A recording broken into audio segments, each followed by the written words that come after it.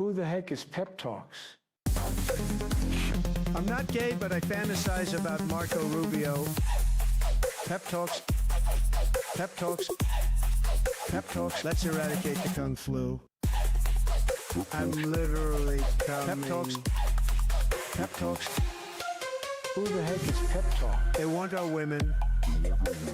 They want our children. Pep Talks. Sometimes no means yes. Grab them by the Pep Talk. Grab them by the Marco Rubio. Obama is a racist. Pep Talks. I'm literally coming. I'm Pep literally coming. Pep Talks. We found weapons of mass Pep Talks. destruction. My fellow Americans, it has been confirmed today from Pep Talks that we are indeed all high on politics. Good afternoon, everybody. Welcome to the Friday edition of High on Politics. I'm your host, Pep. Nice to see y'all. How you guys doing? It's Friday, and you know what? It feels like Friday. Oh, man, it's actually, like, really, really nice out. Everybody is outside walking. Like, Chicago was hustling and bustling today. Little bit of an announcement. Tonight is the subathon, or I think it's called a subathon, right? We're doing a long stream over on this space. We're going to be playing some games and just kind of hanging out. It's going to be a lot of fun. We're going to be heading over there around 8 o'clock. So when we wrap up here, we'll just be kind of heading on over there and, yeah, be a chill time, play some games. I think we're playing Jeopardy. Well, Jeopardy. A legally defined version of it. So, how you doing, Etch? Welcome to the Friday show. Yep, subathon. It is a subathon. Okay, cool. Here, let me, I gotta change this title. I started the show pretty quick. I was just like, I need to put something on the title card, so, all right, let's see. Alex, there we go.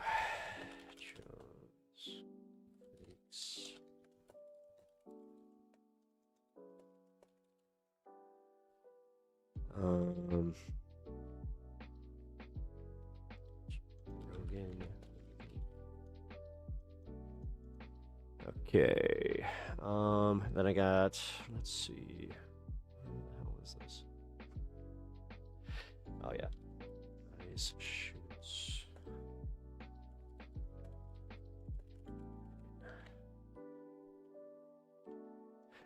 Have you seen any Jasons today? I have not seen any Jasons. No, but tomorrow, actually, you know what's really weird? Like, I kind of wish that there was, like, protests today, because I found out, funny enough, through Kat Abu Ghazaleh's page, that there is a protest in Crystal Lake, which, going to Crystal Lake on Friday the 13th, that'd be kind of cool. And then just, like, yeah, get to protest. So, yeah, tomorrow is actually likely going to be a protest day. That'll be interesting. Here.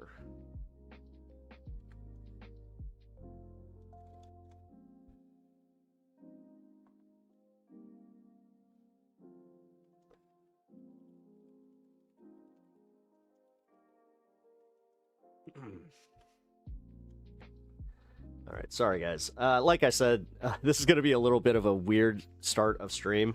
So I had to essentially restart my computer after I had everything set up. So yeah, it is not fun when that happens. So, but fuck it, we'll do it live.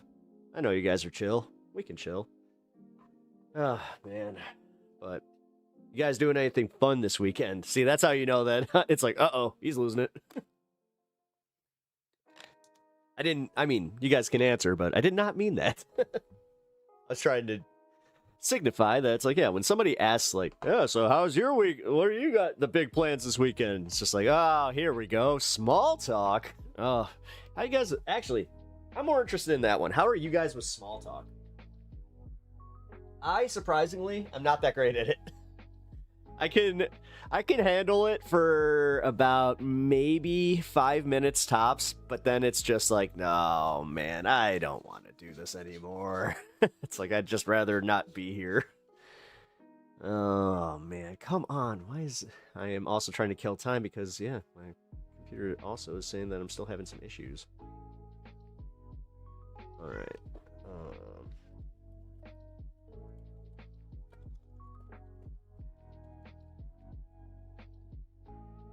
There we go.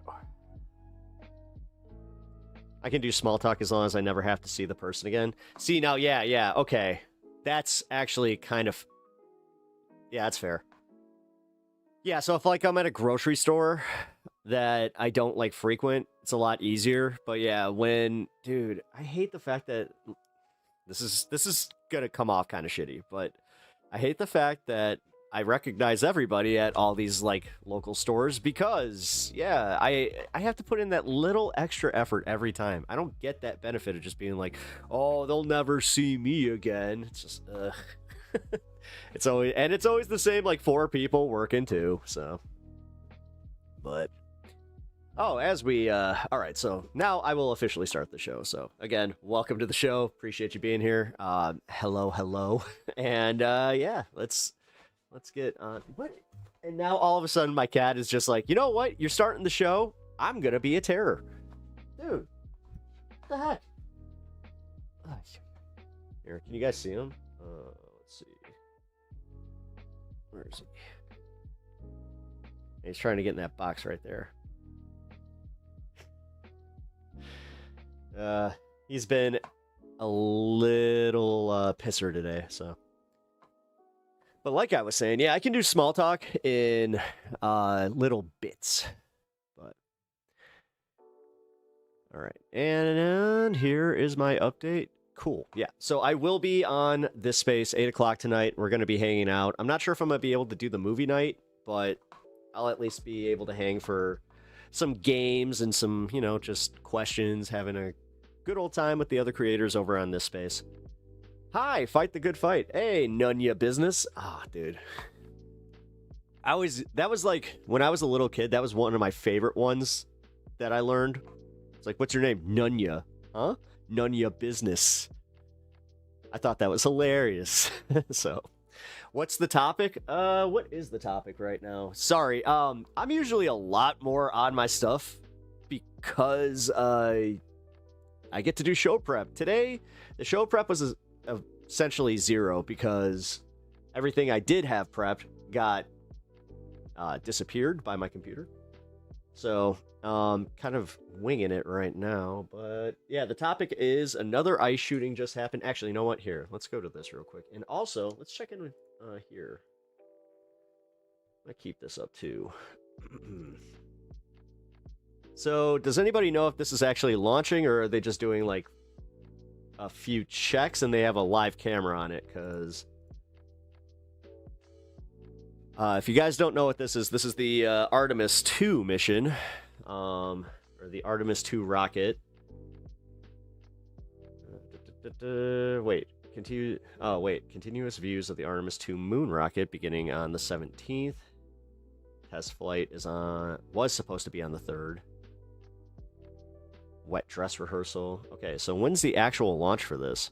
They've had a camera on it for a while. That's what I thought. It popped up in my feed. I was just like, ooh, is there a launch today? That'd be sick. I have actually been lucky enough to see a space shuttle launch before they decommission those at ye olde Cape Canaveral. So maybe if you stopped fucking with ice, incidents would stop. It has nothing to do with that, by the way. Here. Feds investigating whether 2 ICE officers lied about shooting a Venezuelan man in Minneapolis. Here, you know what? Fuck it. Let's just go with this. Even if you can't get an attempted murder charge, well, certainly this is an open and shut case on assault on an officer, right? These charges should be able to be brought. The launch is in March? Oh, okay, cool. Proved in a court of law. Then. Except no, the Trump administration lied. Actually, that would be a good one for like my bathroom breaks. Again, about a shooting in Minneapolis. This makes them. God, could you imagine? Like the launch is there. 3 for 3 on Minneapolis shootings. Got 'em. And lies that they have been telling. Like, could you imagine if something happens about like while we're just watching these charges? the stationary fucking thing where it's just like are now going to be dismissed. That would we be can help build crazy. the only independent news outlet, always on the ground with All the right, we people get it. for as low as 16 cents a day. Corporate media, they've been lying to us for years, and you're going straight to the people. Flint, Michigan. Brooklyn, New York. Government sending one more you to the residents of Chicago. We need as many independent voices as possible, and that's why what you guys do is so important. Covering what the corporate media Sick of your covers shit. up. Hey, it's JT Siskowski with Status Coup. I've said Remember this, guys. back- Work harder on your insults. Like, that one is the most boring one. Holy hairline. We fucking get it, man. back in January Like, when the we Department fucking of get Homeland it. Whoa. Whoa. This dude, he has a hairline. Whoa. Security shot somebody in the leg in Little old hat at this point. Minneapolis and said that their agents were assaulted with a shovel and a broom. Yeah, well, it turns out that that is all complete bullshit because Trump's Good luck, sweetie. I hope your wife recovers. I don't do video games. Bye-bye. I'm not playing video games. Department of Justice I'm covering news. is now dismissing the charges against the men involved in that case. Let's get into it. This is the motion that was actually filed in federal court against the two men who were charged by the Trump administration in connection to this case, Alfredo Alejandro Ayorna and Julio Cesar Sosa Celis. And in moving to dismiss the charges, what they say is that newly discovered evidence in this matter is materially inconsistent, meaning that the evidence that they now have in this case does not back up the government's own story. The government's own evidence doesn't back up the story and the charges that it was trying to bring. So this newly Did I debate against Andrew Wilson? Yeah. discovered evidence in this matter is materially inconsistent with the allegations Yes, I did. I can only imagine what you thought about it. in the complaint affidavit filed on January 16th, as well as the preliminary That was actually, I'm going to give myself the credit on that one. I honored a booking when I should have been laying in bed and doing absolutely nothing. But because I took that booking like a few weeks before that, I was just like, I can't. I was so new at this too, where I was just like, hearing testimony that sucked. that was based on information presented That was legitimately one of those times where you're just like, oh man, I want to just go to bed and like die. to the affidavit. I was sick as a dog. Yeah. Accordingly, Dude, I literally hit end and I have like a little trash can here. I had to end up using it. dismissal Where I was with just, prejudice "Bleh." will serve the interests of justice, meaning that these That charges was not fun. need to be dismissed. And let's not forget what the Trump administration's own story in this case was. What they claimed was that their agents were trying to arrest a man. They were chasing him down when two other men came out of a nearby building armed with a shovel and a broom and used them to beat on the agents. And then during that beating, an agent fired his gun Ice lied? No. defensively and hit No a man way. in the leg. And the mainstream media, the corporate press, especially the conservative corporate press, ran with the Trump administration's narrative here. This is what Fox News had to say about Rough man, give you props. Thanks. Appreciate the that. incident that day. It was You're actually one of the few ones to do so. January Everybody was just so quick to jump on. He wrecked you. It's like, dude, 14th. They framed it as attempted murder. An ICE officer if you only knew how much it was just like, can we start this and end this as quickly as possible so I can get the fuck off this? is fighting for his Like I did my commitment. I hope that this I hope this was a good look in some way where it's like, hey, at least he showed up. life after he was allegedly ambushed with a shovel and a broom handle by 3 illegal You know do you understand how hard it is to care about like debate topics, specifically when your body is telling you like, hey man, you really need to go to bed? immigrants during a traffic stop that quickly spiraled into a foot chase, a violent was struggle, rough. and gunfire. Quote, what we It just reminded me of where my headspace was saw there. last night in Just like, Minneapolis was an attempted murder of federal law enforcement. Department of Homeland Security Secretary Kristi Noem said, attempted murder is a big charge to level, and one that you would think should have some pretty obvious evidence that it happened, right? That you should be able to charge and get a conviction for somebody on attempted murder, especially something that happened in public the way that this incident did. It happened outside in the broad daylight. There should be cameras, there should be body camera, there should be the accounts of multiple agents and multiple eyewitnesses to back up what you're saying if this happened in the way the federal government said that it would. And even if you can't get an attempted murder charge, well, certainly this is an open and shut case on assault on an officer, right? These charges should be able to be brought and then proved in a court of law, except no, the Trump administration lied again about a shooting in Minneapolis. This makes them 3 for 3 on Minneapolis shootings and lies that they have been telling about those shootings, because these charges are now going to be dismissed because they cannot prove their own story, because their own story was bullshit. They lied about Renee Good, they lied about Alex Preddy, and now they have lied in the case of this shooting as well. But the pain and suffering that was visited on that community of North Minneapolis where this shooting happened did not end with that shooting, because the Department of Homeland Security agents were there on the scene for several hours after the shooting, and they continued to brutalize that entire neighborhood and the people who came out to protest the fact that Department of Homeland Security agents are shooting and in some cases killing their friends and neighbors. And they brutalized that community for hours with tear gas and flashbang grenades. We know because we were there on the ground and we heard from the people themselves about how they felt like their city has been turned into a game of Call of Status quo has actually been used in some of these cases too, because they were on the scene doing such good coverage. Tonight has been this guy. I love this guy. Crazy, man. I heard the news that 2 Latinos were shot by ICE in the leg. First, I heard they were killed. Everybody went crazy. Then I heard they got shot in the leg. And now, since I've been down here, man, it's just been tear gas and fucking flashbangs. And I keep telling people there's kids in these houses right now. Some of these kids got to go to school, wake up and go to school tomorrow. And it looks like Call of Duty outside. It's fucking crazy. This is the north side of Minneapolis. This is the heart of the city, man. There's a lot of poverty down here, man. Oh, dude, they cut out the part where he mentioned something about like, oh, what do you think about them being in the suburbs? He's just like, oh no, you're in the hood. But He's like, we're this trying is to the hood, man. regrow this community, but this shit is not helping at all. Now, they have not been hitting, the wealthy suburbs and that sort of thing. Do you think there's a reason they're targeting these areas? Most definitely, because they can get away with it down here. You know, they did George Floyd over South Minneapolis, and they think they can get away. But North Minneapolis is strong. We're not over South. We're not in St. Paul. This is North Minneapolis. I mean, there is a note that the fact that Renee Good was shot just blocks away from where George Floyd was murdered. Yeah. It's tragic.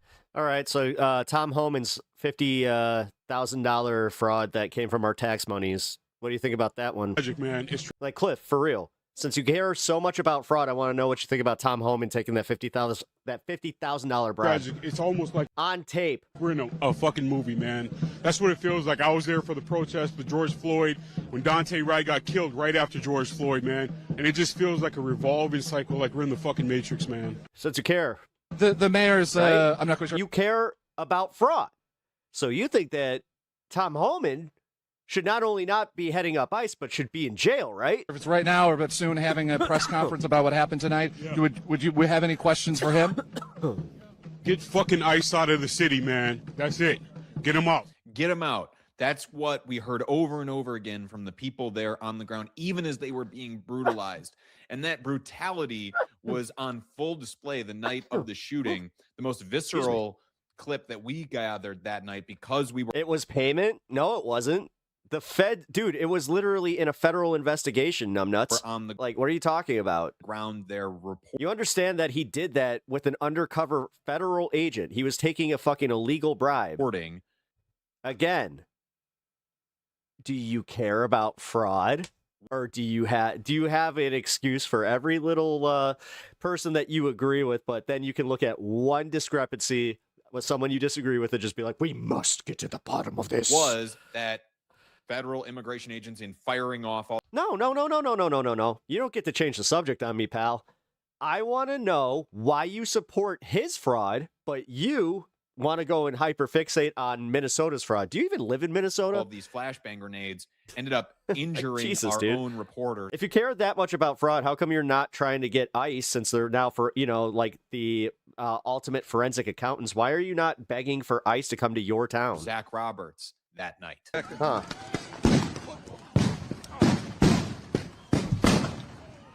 It was fraud. It was 10,000% fraud. I'm going to get the video for you just so you can see how much of a fraud it was. Just because you want to say it wasn't fraud and he was getting paid for a job well done. You're just a lying sack of shit. Oh, I got hit in the head. Might have to ban Cliff here, guys. Really? I was trying to actually have like a conversation with this guy, but he is a bad faith actor. Bad. Like most of them. Sometimes I get surprised, but yeah, you don't even go here, man. Shut up. Out of the blue, police are moving forward. Well, then start reporting the fraud in your community. Yeah, Shooting, firing. I got hit in the head, man. What up, Nate? Been shooting off munitions again. Not quite sure what I was hit in the head by. A flashbang. It turned out to be a flashbang. Had my back stupidly to the federal officers. So I believe it was something that they threw or fired. Did he receive the 50,000? Yes, he did. All right, stay here. Let me see your head. Where's your head? Sorry, we're just checking on my head. I don't believe I'm bleeding. I didn't think it's that bad. That absolutely horrible. But thankfully, at least was wearing a hat. Let's back up away a little bit. The gas is coming our way. The gas is coming our way. And they're continuing firing off things. Yeah, they kept going. Holy crap. And I'm glad to say that Zach was well enough to continue reporting for us in the subsequent days after that. But you see the violence. Dude, yeah, he got fucked up. There on full display that the Trump administration was not afraid to use and has not been afraid to use in Minneapolis and in other cities across this country. Cities where we have been on the ground for months and months now. We're not afraid to put ourselves in the action to be able to show you what is actually going on. We don't keep our crews well back. We go into the action. We get White House position. To show you what is going on so that you know beyond a shadow of a doubt what the Trump administration is. Sorry, guys. I have to move around a little bit because my chats are not working. White House position. The White House has denied the report, calling it an attempt to entrap a Trump ally, maintaining that there is no credible evidence of wrongdoing, i.e. bullshit. Doing. Yep. We have investigated ourselves and found that we are perfectly fine.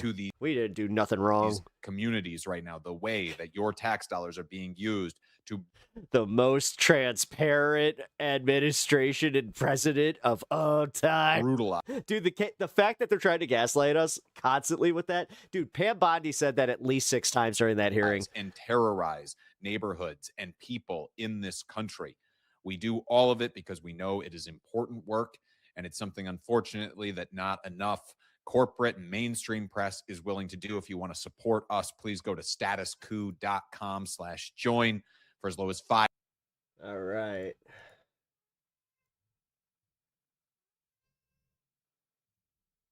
Come here. So when you run for president, are you going to impose a wealth tax or a billionaire's tax? I don't think that I don't think that anyone, and that we don't have to wait for any one president. Wait a minute. Is this really happening? I mean, she didn't say no. Is AOC actually running for president? Well, in this video, I will discuss why people are now speculating this based on a recent appearance that she... Did he commit fraud? Yeah. He made. Yeah, that's fraud. Get to some clips from this appearance. As taking a bribe as a federal official is indeed fraud. Well as what some people... Just because it didn't somehow it wasn't an administrative thing where they use some of your tax monies, which most of the time it's not even your tax money going towards people are saying that the fee, I've been saying this, and I was asking that guy, is he from Minnesota? Why are you so upset? If you're from Minnesota, sure. Know her best. But if you're not, shut the fuck up. Focus on your own locality. God. Behind the scenes. I'll get to that later. So in this video... This is literally the biggest problem I have with America is their inability to mind their own fucking business. I'm going to get to a few clips from the Munich... Or to actually care about the stuff that truly affects them, but they can hyperfixate on the stuff that doesn't. Security conference, which AOC is attending this weekend, offering a working class perspective, as NBC News writes, on U.S. foreign policy at the Munich summit. This is a an annual summit where world leaders, in this case, this time over 50 world leaders, are yes, like the damn stream. Yeah, hit the like button and sub to the channel if you haven't already, set to guys. attend this year's event. Representatives. I don't live in Minneapolis, and I don't give a shit about the fucking fraud that's happening there. If there's fraud I care about, it's the fraud that's happening in Chicago, which, yeah, that's pretty much just a given. From all over the world discussing issues, foreign policy. Not as much anymore, surprisingly. Being a big... like, we make jokes about not being able to trust our alderman, but, like, my alderman's actually pretty decent, so... Focus of it. But you don't normally attend something like this unless you have some larger ambitions. And I'll get to why some people are saying that it may not just be an ambition in terms of running for Senate, which would be, I would think, an obvious, with Schumer's seat being up for grabs in a couple of years, but that it may actually be for president. Years, still not soon enough. She attended 2 panels, or is attending 2 panels. One is already online. The other, I don't think, has happened yet. But one on the rise of populism and the other about the future of U.S. foreign policy. So the one on rise of populism just ended. I will get to some clips. Actually, Rowdy, in your locality, did you see that guy that got busted taking a whole bunch of money from Wauwatosa? From that in...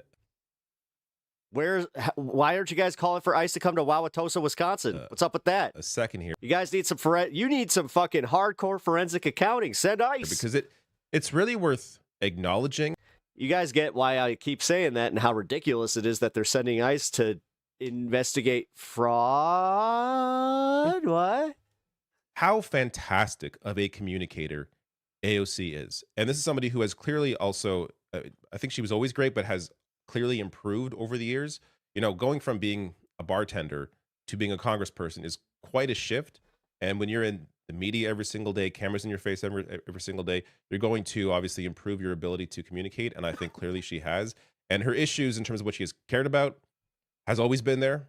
You can see from the very beginning, before she was ever in Congress, when she was running, the issues that she fought for, issues like healthcare, a wealth tax, universal child care, which is something that we'll get to later on in this video as well. But her ability to communicate all of this and how it connects to everything else is fantastic. And that gets to this next clip, or this first clip, from this Rise of Populism panel. My favorite part is watching all the right-wingers already freaking out. The connections and relationships that is under-discussed, particularly in the security space, is the fact that... Just popped in to say, for a minute to say, have a good day. Thanks again. Go Pack. I believe we're Go Pack. seeing an economy across the economy around the world, including in the United States. Oh, I thought we were talking David Pakman. That extreme levels of income inequality lead... I don't like David Pakman, actually. ...to social instability. Oh, hey, Rowdy. I had Culver's today. A Wisconsin staple. And drives, in a sense, in authoritarianism, right-wing populism, and very dangerous domestic internal politics. And that is a direct outcome of not just income inequality, but the failure of democracies over decades to deliver. The failure to deliver higher wages, the failure to rein in corporations. You know, the point was just made about antitrust. In the United States, antitrust is such a foundational bedrock value, not just because the ascent of monopolies create the abuse of power in corporations and market power, but there is a level of market concentration and corporate consolidation where a massive company can get so big that its consolidated power can rival that of nation states. And democracies, we have elected leaders. And in massive corporations that then begin to consume the public sector, gobble up these spending, they start to call the shots. And we're starting to see this with some of the billionaire class throwing their weight around in domestic politics and in global politics as well. So it is of utmost urgent priority that we get our economic houses in order and deliver material gains for the working class, or else we will fall to a more isolated world governed by authoritarians that also do not deliver to working people. I'm not sure there's any other lawmaker on a world stage like this that has put the issue better than that. How? This is why when people brush her off as quickly as they do, that they're doing that to their own detriment. We have gotten to authoritarianism. And I'm not just speaking about the US, I'm just speaking worldwide as well. People like Every Mark time Carney, I come in here, this dude's inspired by AOC. who are great orators, What? is still a neoliberal at the heart of it. If you come here and every time I seem to be talking about AOC, then you have hella timing, man. I talk about AOC maybe 1% of my entire show. He would never make this argument. That's But kind of this crazy. is exactly what the problem is. You have a situation where companies are becoming more powerful, or are more powerful in many cases, than entire countries. And they are setting what laws are based on their donations and their influence generally over lawmakers. Laws around wages, laws around cutting out their competition through things like non-compete clauses, taxes, how much they Are you okay? how little they get to pay compared to You need some help? everybody else. He just got the spot where he was just like, oh. On and on, the influence that these companies have destroyed the lives of the vast majority of people, leading some countries like the US in a situation where people are just looking for anything different, anything weird. I don't know much about politics, but AOC is pretty off the wall, crazy. You know, so you get that's one of the most respectful simps I've ever simping I've ever heard. I'll allow Donald Trump, because he's different. Maybe he'll do something different. And it's only gotten worse because he's the most corrupt politician in the history of the world. Also, welcome, Richard Davis. I appreciate you being here. But as Mehdi Hassan put, This is a good show for you because, yeah, I try to, give people just the basics that they need. You know, I admit my biases, but I also try to break the news in a non-biased way. On Twitter here. I'm not even a journalist. I'm just a commentator that has, a It little amuses bit me of that journalism training. Mega think their attack line on AOC going forward can be she's just a bartender or she's dumb. When I can't think of It's always that. a single Yeah. mega congressman who always could that. speak like this for 2 minutes on this topic at an international forum like Munich. Not one. There really is. I mean, I was thinking about this today. Like What up, Dragon Slayer? How you doing, man? Attacks that Marjorie Taylor Greene. I don't know. She's changed a little bit now, but the attacks that like her and others like her, like Lauren Boebert, would try and lob at AOC, calling her stupid, doesn't know what she's talking about, she's crazy. None of them could ever make any kind of coherent argument like this about what the heart of the problem really is. And it's not even just that. Try to get Chuck Schumer or Hakeem Jeffries to discuss this problem, to actually discuss real concrete issues in a way that actually explains what the reality is. They will not. All they know are talking points. There are very few Democratic leaders, very few leaders generally, that are able to break down succinctly in 2 minutes, like she did here, what the problem is. So it's worth acknowledging that on that point of dealing with domestic issues and improving the lives of people, that AOC has just come out to say, when only the wealthy can afford peace of mind for their children, we've turned childhood into a privilege, not a promise. I'm proud to lead the Child Care for Every Community Act with Senator Warren to cap childcare costs and fight universal childcare. So you even have people now like James Carville, who historically is we're talking about a center-right individual, advisor to Bill Clinton, is now saying in the New York Times, when 70% of Americans say raising children is too expensive, we should not fear making universal child care a public good. James Carville, the conservative Democrat, is arguing for universal child care. David Plouffe, another center-right Democrat who managed Obama's 08 campaign and advised the 24 Kamala Harris campaign, how'd that work out, recently said that universal child care should be in Democrats' 2028 platform. Yeah. Maybe these people are like, maybe they actually were dumb all along.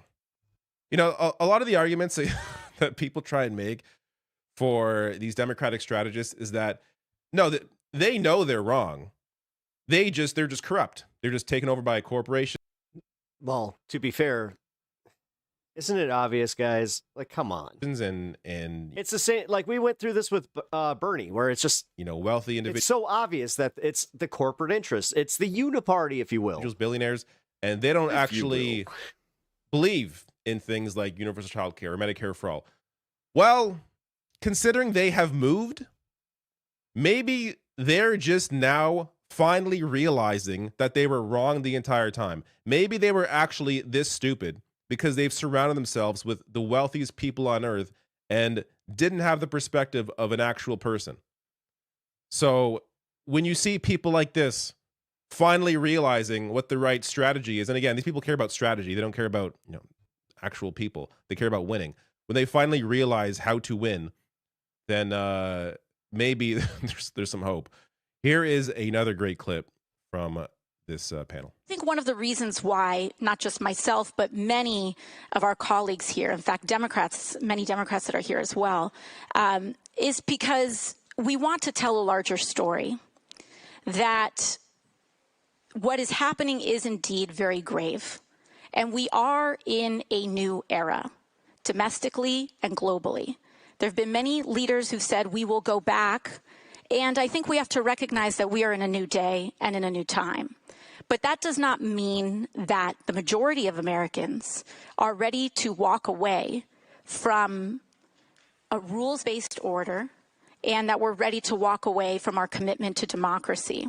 I think what we identify is that in a rules-based order, hypocrisy is vulnerability. And so I think what we are seeking is a return to a rules-based order that eliminates the hypocrisies around when too often in the West we look the other way for inconvenient populations to act out these paradoxes, whether it is, kidnapping a foreign head of state, whether it is threatening our allies to colonize Greenland, whether it is looking the other way in a genocide. Hypocrisies are vulnerabilities, and they threaten democracies globally. And so I think many of us are here to say we are here and we are ready for the next chapter, not to have the world turn to isolation, but to deepen our partnership on greater and increased commitment to integrity to our values. I mean, I can't put it any better than that. Hypocrisies are vulnerabilities. So I'm going to get to a couple of bills that AOC recently sponsored that deals with foreign policy and those hypocrisies. But like an example, and she brought it up there in Israel, but how can people, let's put the US aside for a second. People view Canada around the world as people are a country that cares about human rights. But as Canadians, we know better. How can you possibly trust that your government in Canada cares about human? So I don't know what's going on. What's the context here? She's in Munich. She has been kind of going around giving some pretty powerful speeches about what we can do to actually have some positive change. And because she's such a great communicator, it is gaining traction. So human rights.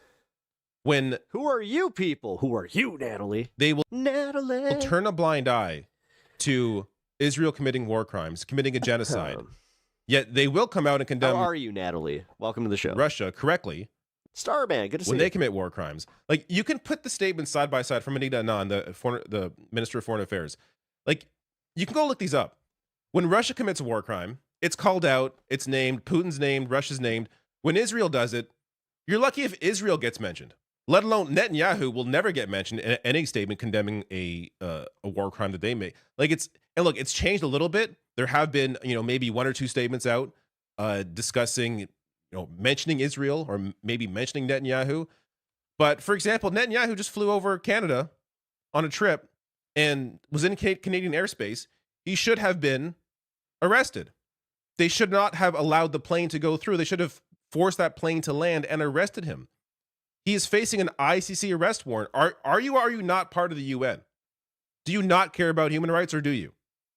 So you can't have these obvious double standards when an ally commits a war crime or violates international law versus when someone who isn't an ally does it. Like, your people will not trust your government if you continue on like this with these obvious hypocrisies blatant in our faces. So this gets to AOC and the couple of bills that she has recently sponsored. So AOC says Cuba blockade part of new era of depravity ushered by Gaza genocide. So do we support or no? I mean, I'm not trying to tell you what to support. I don't know your politics, but I'll just say that I support AOC. You guys can listen to the substance of what she has to say and then make your own mind up. I try to say, don't let your preconceived notions of whatever Fox News or whatever MAGA's told you to fucking freak out about make it so you don't even listen to them, because again, that's controlling you and what you are willing to what you're willing to listen to. Like, now, if you do decide I don't like what she has to say and you like do it based on the substance of the matter, fine. But these assholes that literally see her and are like, can't listen. That's the game. And they got you good, man. You want to talk about like just squashing critical thought? Oh man. A bit on that. I keep hammering this point home, but for real, when he said that he was, the smart people, they don't like me. Like, he was telling you exactly what the game was. What has transpired is that now it's kind of become acceptable that the entire Western world will look the other way as they starve and deprive people because they find political actors or political regimes in that country to be objectionable.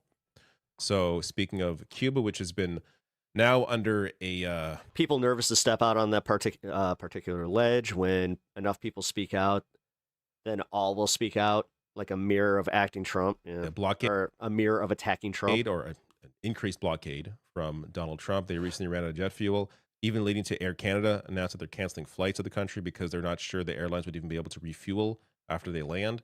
So, I mean, unfortunately, I listen to, my fair share of fucking Donald Trump and all of his sycophants. Dealing with that. I sat here and listened to the entire Pam Bondi hearing twice because I watched it before I brought it to the stream. Lefty Winter shared this. As of this morning, AOC is That's the kind of stuff that you don't see on the with the opposition. They don't actually pay attention to what anybody on the left is saying. They will go online, see that person is live or doing something, and then just immediately freak out. Sponsoring two new bills. HR 7521 is totally not triggered, lifting the embargo on Cuba, and HR 7545 to prohibit funds made available for assistance to the government of Israel to be used to support certain violations of international law. And you could find those here. I'm suing my former employer. If I win and get a decent check, I'm going to get really effing high. As well, at a Fast Democracy. Good celebration. See, looking at the co-sponsors, AOC's there, as well as the one on Cuba here. So it's nice to see somebody actually understand what the problem is, and I should say someone from the Democratic Party understand the obvious hypocrisies and be able to call them out. Now, on her potential of running for president, it appears people close to her or that work with her think this is a possibility. So a fellow female House Democrat who wants to name or remain anonymous says if she wanted a future in the Senate, she could have that future in the Senate, but I think she's looking at something much broader than that. Lawmakers said that Ocasio-Cortez's friends, allies, and advisors around her are asking the right questions and pushing her in the right direction where that is a possibility.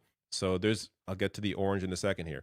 But I do want to share this fun clip from that panel where she kind of sidesteps this question. So when you run for president, are you going to impose a wealth tax or a billionaire's tax? I don't think that I don't think that anyone, and that we don't have to wait for any one president to impose a wealth tax. I think that it needs the ultimate flex, not being American right now, to be done expeditiously.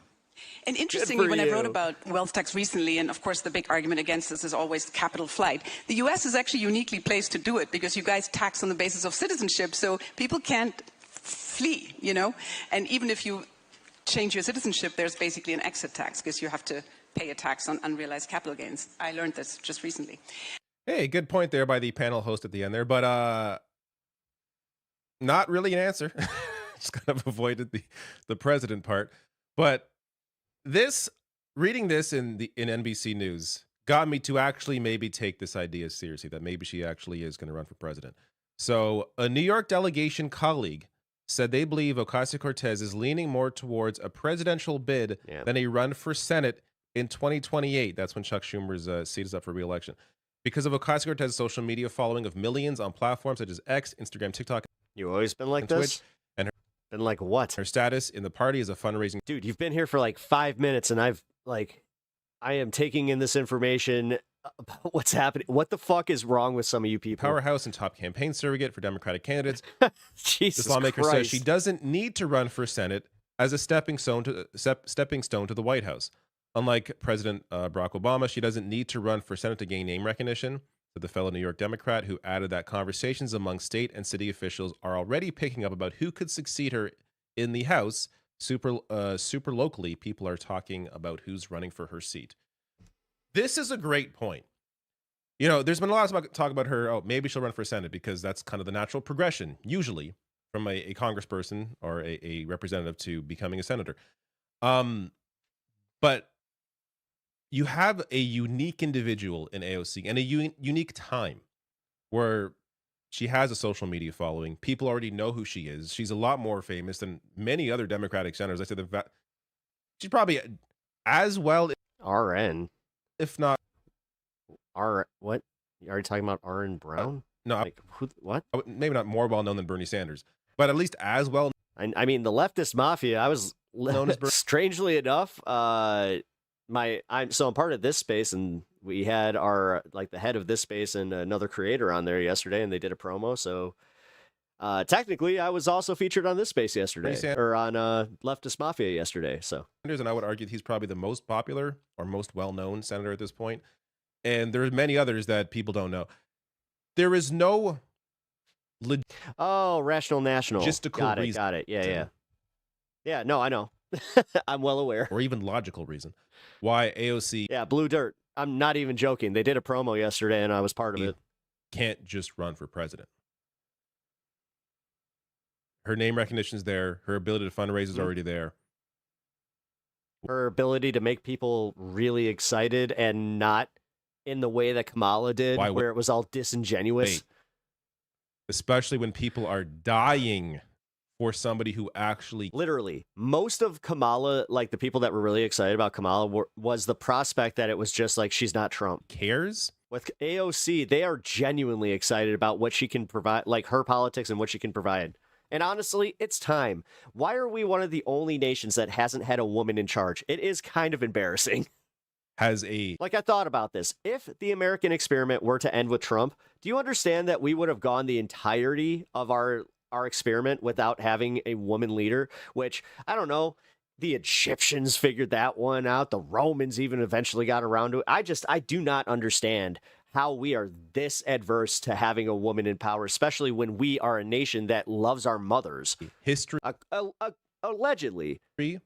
Of fighting for people has a history of allies. Does Kamala run again? She keeps teasing it, but God, I wish she wouldn't. Like a Bernie Sanders, who helped to influence her in the first place. I look, it's a little early to get into the speculation game, but we're there. We're here. This is happening. I don't think it makes sense to ignore it either. And people need some hope. They need something to maybe look forward to right now for obvious reasons. And this would, I think, be a fantastic move. If you enjoyed this video, please hit like and subscribe and check out some of the other videos I have on this channel.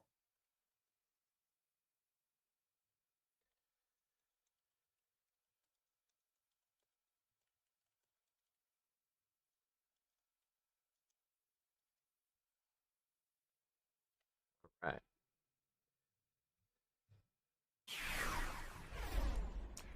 Miramar Martinez is a miracle because she lived. She survived 5 bullets to testify against the man who fired those bullets. She told a House committee last week, as a 30-year-old USA citizen with no criminal history, I believed that I had nothing to worry about. And then she was shot 5 times by Border Patrol agent Charles Exum in an attempt to kill her. Charles Exum then celebrated what is clearly, according to the evidence, an attempted murder. In text messages with his teammates, one of... She's literally been part of Congress for what, the past 10... Well, how long has she been there? Fuck. Whom told him... 8 years already? He Was a legend because he When did shot she and actually get into almost Congress? killed an unarmed American citizen born in this country who committed no crime.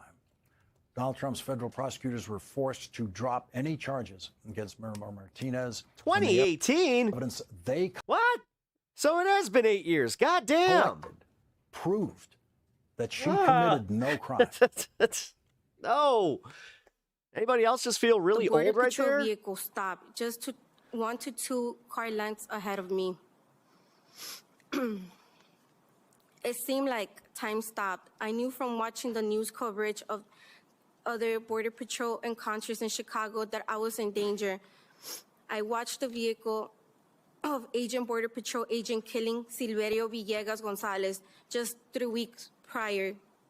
I knew I had to get to safety before I was dragged from my car and likely beaten or killed. I drove forward and went around the Border Patrol agents, who jumped out of his car and pointed his gun at me. I moved to the far left lane, striking the curb on the far left side of Kedzie. The next thing I knew, I felt a burning sensation in my arms, legs, and that I had been shot by pepper balls, which I also seen these agents fire at people in our community.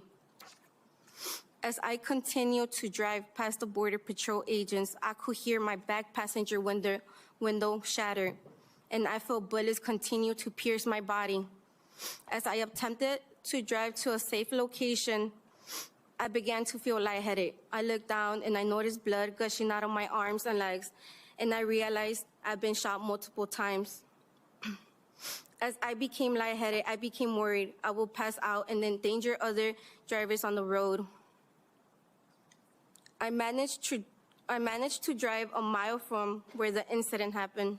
Again, thank God she did, because honestly, they would have pulled her out and she probably would have died because they wouldn't get her medical attention. And I pulled into a parking lot of a mechanic shop, and I called 911. I told the 911 operator that Border Patrol agents had just shot me and I needed help. I recall some of the workers from the shop sitting me down in a chair as I was waiting for help, but I was losing this battle. I saw my life flash before me and slowly began to think this was the end for me. And before losing consciousness, the next thing I remember is the EMT putting me on a stretcher, taking me to the hospital. At the hospital, I remember seeing multiple agents standing around, watching me be treated for my wounds. My arms, legs, and chest were all wrapped in bandages. I had 7 bullet holes in my body. I remember the agents rushing the nurses to finish up so they could take me with them. I still felt dizzy. I was not able to fully process what had happened to me. After being at the hospital for less than 3 hours, I was discharged from the hospital and took custody of the FBI. Here's the newly released body cam video from inside the vehicle Charles Exum was driving that shows how crazed and trigger-happy and dangerous all of the gun-toting agents in that car were. Every minute they were loose. She's a traitor to America. Well, she does, kind of trade in barbs and jabs and, all that kind of stuff. Chicago, as Learn how to spell traitor, dumbass. you watch this video, the key point of You're a shining example of our education system, there, Mr. Mayhem. is Charles Exum turning the steering wheel. I am Mr. Mayhem. I do not spell anything correctly just to piss you off. To the Oh, actually, I think that actually might be the thing, because he also misspelled America. left, which meant She's a trotter to America. he was turning his car to swerve into Miramar Martinez's car, which was on his left. If you're real, god damn, that's entertaining. All right, this is wild, guys, by the way. Like, I guess content warning?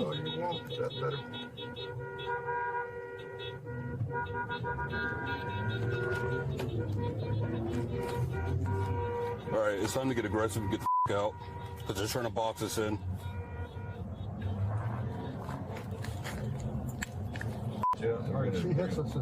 We're gonna make contact and we're boxed in. We are boxed in. Yeah, he swerved into her. It's 1,000%. He swerved into her. You saw it right there. Be advised, we've been struck. We've been struck. Blam, blam, blam, blam, blam. Get out! Blam, blam, blam, blam, blam. Don't you f***ing move! Don't you f***ing move! Oh, dude.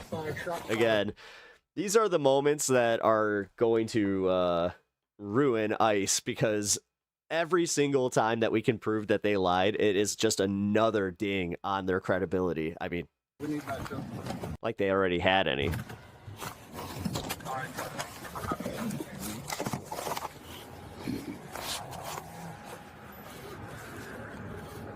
It's crazy how much they lied. They created a narrative and played it up for cameras. Yep. This seems to be like the consistent thing that ICE does. And then the Federal Bureau of Investigation.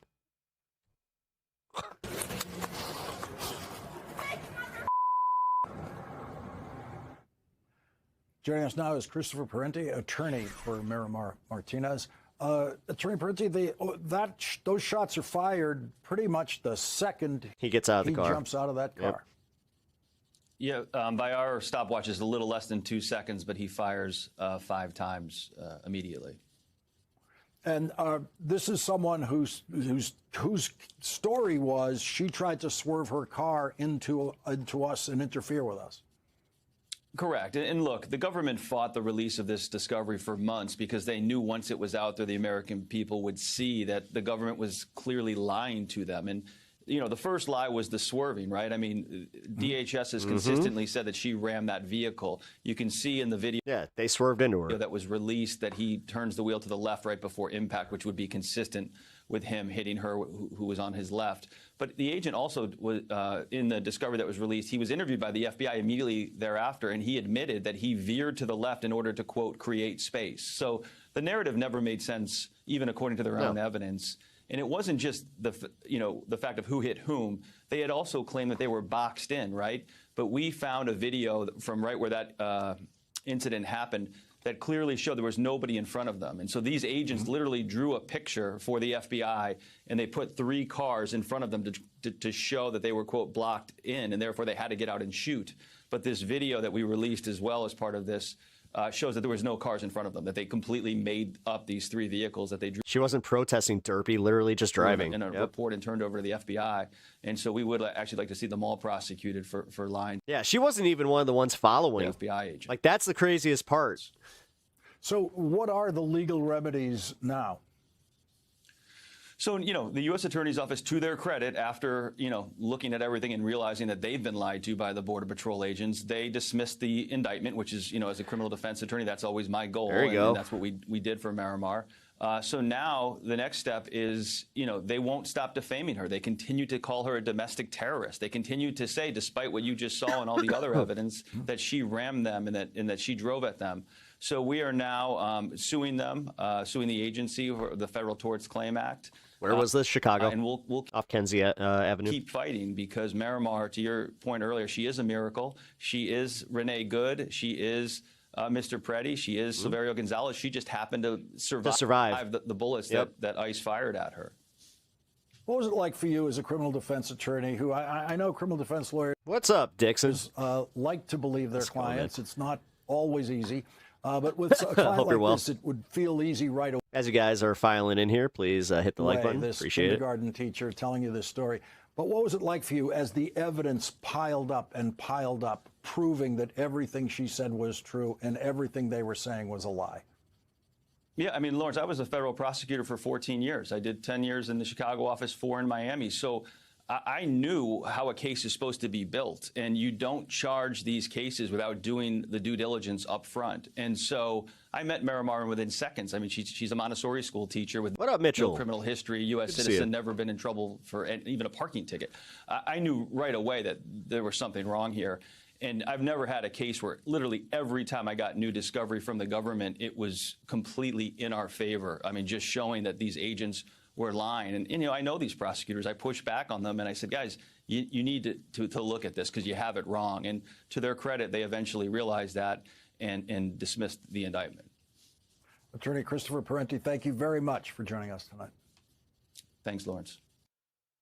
Gotta love it when they just can't, no matter what, they can't lie enough convincingly to actually like get people in the courts to go, yeah, you know what? That might have been what happened. This is number one fumble. And so if they hired 5 advisors to go sit in a room with them, these are logical players. You're one of them. What counsel do you give to them? Well, when I was driving here this morning, I know the White House watches this is insane. Your show. They watch mine, but not as much. But I've been told by the folks that they love your show, and I hope they listen. It's killing Trump. My family, people on the street, my callers, my listeners. I've got my finger on the pulse. I don't need a poll to tell people. People want a rebel that you support AOC? Goes after the evil deed. She's better than everybody else we got in this Democratic Party. State. So, yeah. They certainly do. And while the president... Easy on the eyes, good communicator. Yeah, you know what? It's almost like it's... We can hear this about Gavin Newsom, especially about, like, the wine moms. Fucking IHIP. He's easy on the eyes, but if I say that about her somehow, some way, that's objectification, right? President Donald Trump purported to be one of the warriors who wanted to fight and dismantle the deep state. He's proven to do pretty much anything but. And so it's curious. Yeah, I do. Why Alex Jones continues to provide. Yeah, she's consistent in her politics and her policies. Provide cover. How is she brain dead? What exactly has she not done? What exactly has she consistently failed on? For the Trump administration, even as they bungled the release of the Epstein files prior to that, didn't want to release the Epstein files. And what's interesting to me, Cenk, is how Alex Jones speaks from both sides of his mouth, because fact of the matter is he built his entire career railing against the deep state, talking about how the government works against us, does these cover-ups. He wanted the Epstein files released. Wait, so just because you're saying that they will never lock up anybody from the Epstein files. Are you just accepting that and moving on then? Is that like your reason that you're just like, you know what? Fuck it. They're not going to do anything, so I might as well just not be outraged about it. I mean, this is the type of stuff, again, he built his name on. And then when Trump comes into office and proves that he is the antithesis of the type of leadership Alex Jones wants, he provides cover. And that's what I want to present today. Before I do, Cenk, your 2 cents. Oh, God. Yeah, I don't think he was providing cover for Trump. So I listened to it. Yeah, it seems like that. And he keeps attacking the Democrats, trying to make this seem like it's how is it entirely not a Democratic problem. But I actually think my read on it was that he was doing cover for Israel. And it was kind of stunning. And yeah, this is almost kind of leading to that whole idea that he is actually paid by fucking Israel. And part of the reason why I think that he attacked the Democrats so much and defended. The more I see about Alex Jones not jumping on this shit, you know, Mr. Conspiracy Theory, it is sus as fuck. And then you look at like how it's like, oh, you are just kind of glazing Israel. Not just because he's a Republican, because he wants to divide the country again. Remember, guys, don't blame the guys who actually did this. Blame the Democrats. Get back into your partisanship. So look out for that. On behalf of whom, though, Cenk? On behalf of whom? Who does he want to do that for? Like, what does he get out of dividing the country? Alex, you like conspiracy theories, right? Mm-hmm. My new theory is that Alex works for Israel. Good theory. So I'll explain why. That's a great theory. A little bit later. And it's almost like I've been saying this for a while now. And also in this interview, he explains how Trump should lie to cover up this mess. It's amazing. So let's watch the videos and then I'll comment. All right, so the audience knows what you're thinking. Let me tell you what I think. I don't think that he's working for Israel. I think that Alex got a little taste, little tasty taste of what access to the White House is like.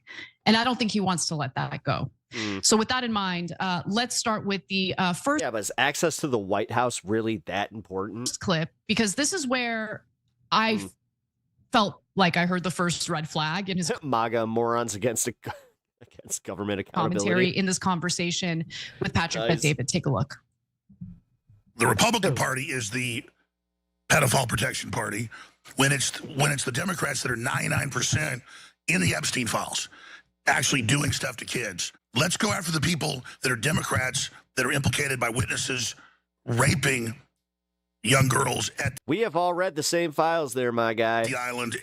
This is kind of a 50-50 thing, and it's not just Democrats. Like, dude, the way that he has poisoned that fucking well is not good because of the fact that this is like an international thing, but now he's just like, nope, it was only these people that I don't like. Yeah, it totally makes sense, right? For a ranch at the New York facility and in Paris. Somehow the Democrats have turned this all the way around, and conservatives are demanding, yeah, Trump, you're covering it up, release it all. And that needs to be looked at, but we need to have the main focus be on the admitted stuff that's in all of this. Bill Gates, all of it, the Democrats, the leftists, all these top billionaires that have hated Trump. This is cut and dry, but somehow it's all been turned around against Trump, and a lot of that's because of the mishandling of Trump coming out saying it's all a hoax. And then Roger Stone went and talked to him and said, no, sir, you mean the stuff about you being involved is a hoax? Yeah, that's what I meant. Okay, I have to get this one thing out of the way. It seems tangential, but it's important because it gets on my skin. Okay, leftists are socialists. Okay, calling anyone who's on like to the left of you. No, Anna. And here's my favorite part. You got to start walking back and just being like, oh, I guess I'm a leftist, since they're never going to change their fucking minds. Like the idea that you're sitting here just like, oh, I don't want to be lumped in with the leftists. You're getting it wrong because I'm not one of those. Meanwhile, she sat there glazing eye hip, just being like, yeah, you know what? I'm making a comeback. So like a leftist is like the dumbest thing ever. God, she really does deserve to be ostracized from us. Okay, like just please understand what a leftist is. They'll call someone like Gavin Newsom a leftist. Gavin Newsom is a corporatist hack and a terrible governor, but he's not a leftist. Anyway, let me just put that. I'm now okay. So with her saying that, is she mad that she's now not part of that group? Aside. Okay, hold on. No, let me go. Damn it, Anna. Okay, go. Okay, just real quick in that video, notice what he said there about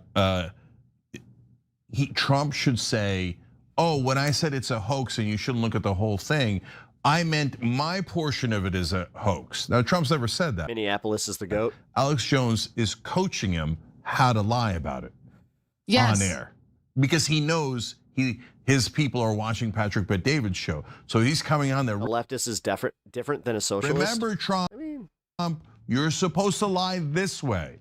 So I would classify a socialist as a leftist. I thought that was telling. Providing cover. He's providing cover. Like that's his daddy. Okay, that's what he's doing. That's the point that I'm trying to make. So look, the whole idea of this being a partisan issue, anyone, literally anyone who tries to make this a partisan issue, dispense of them.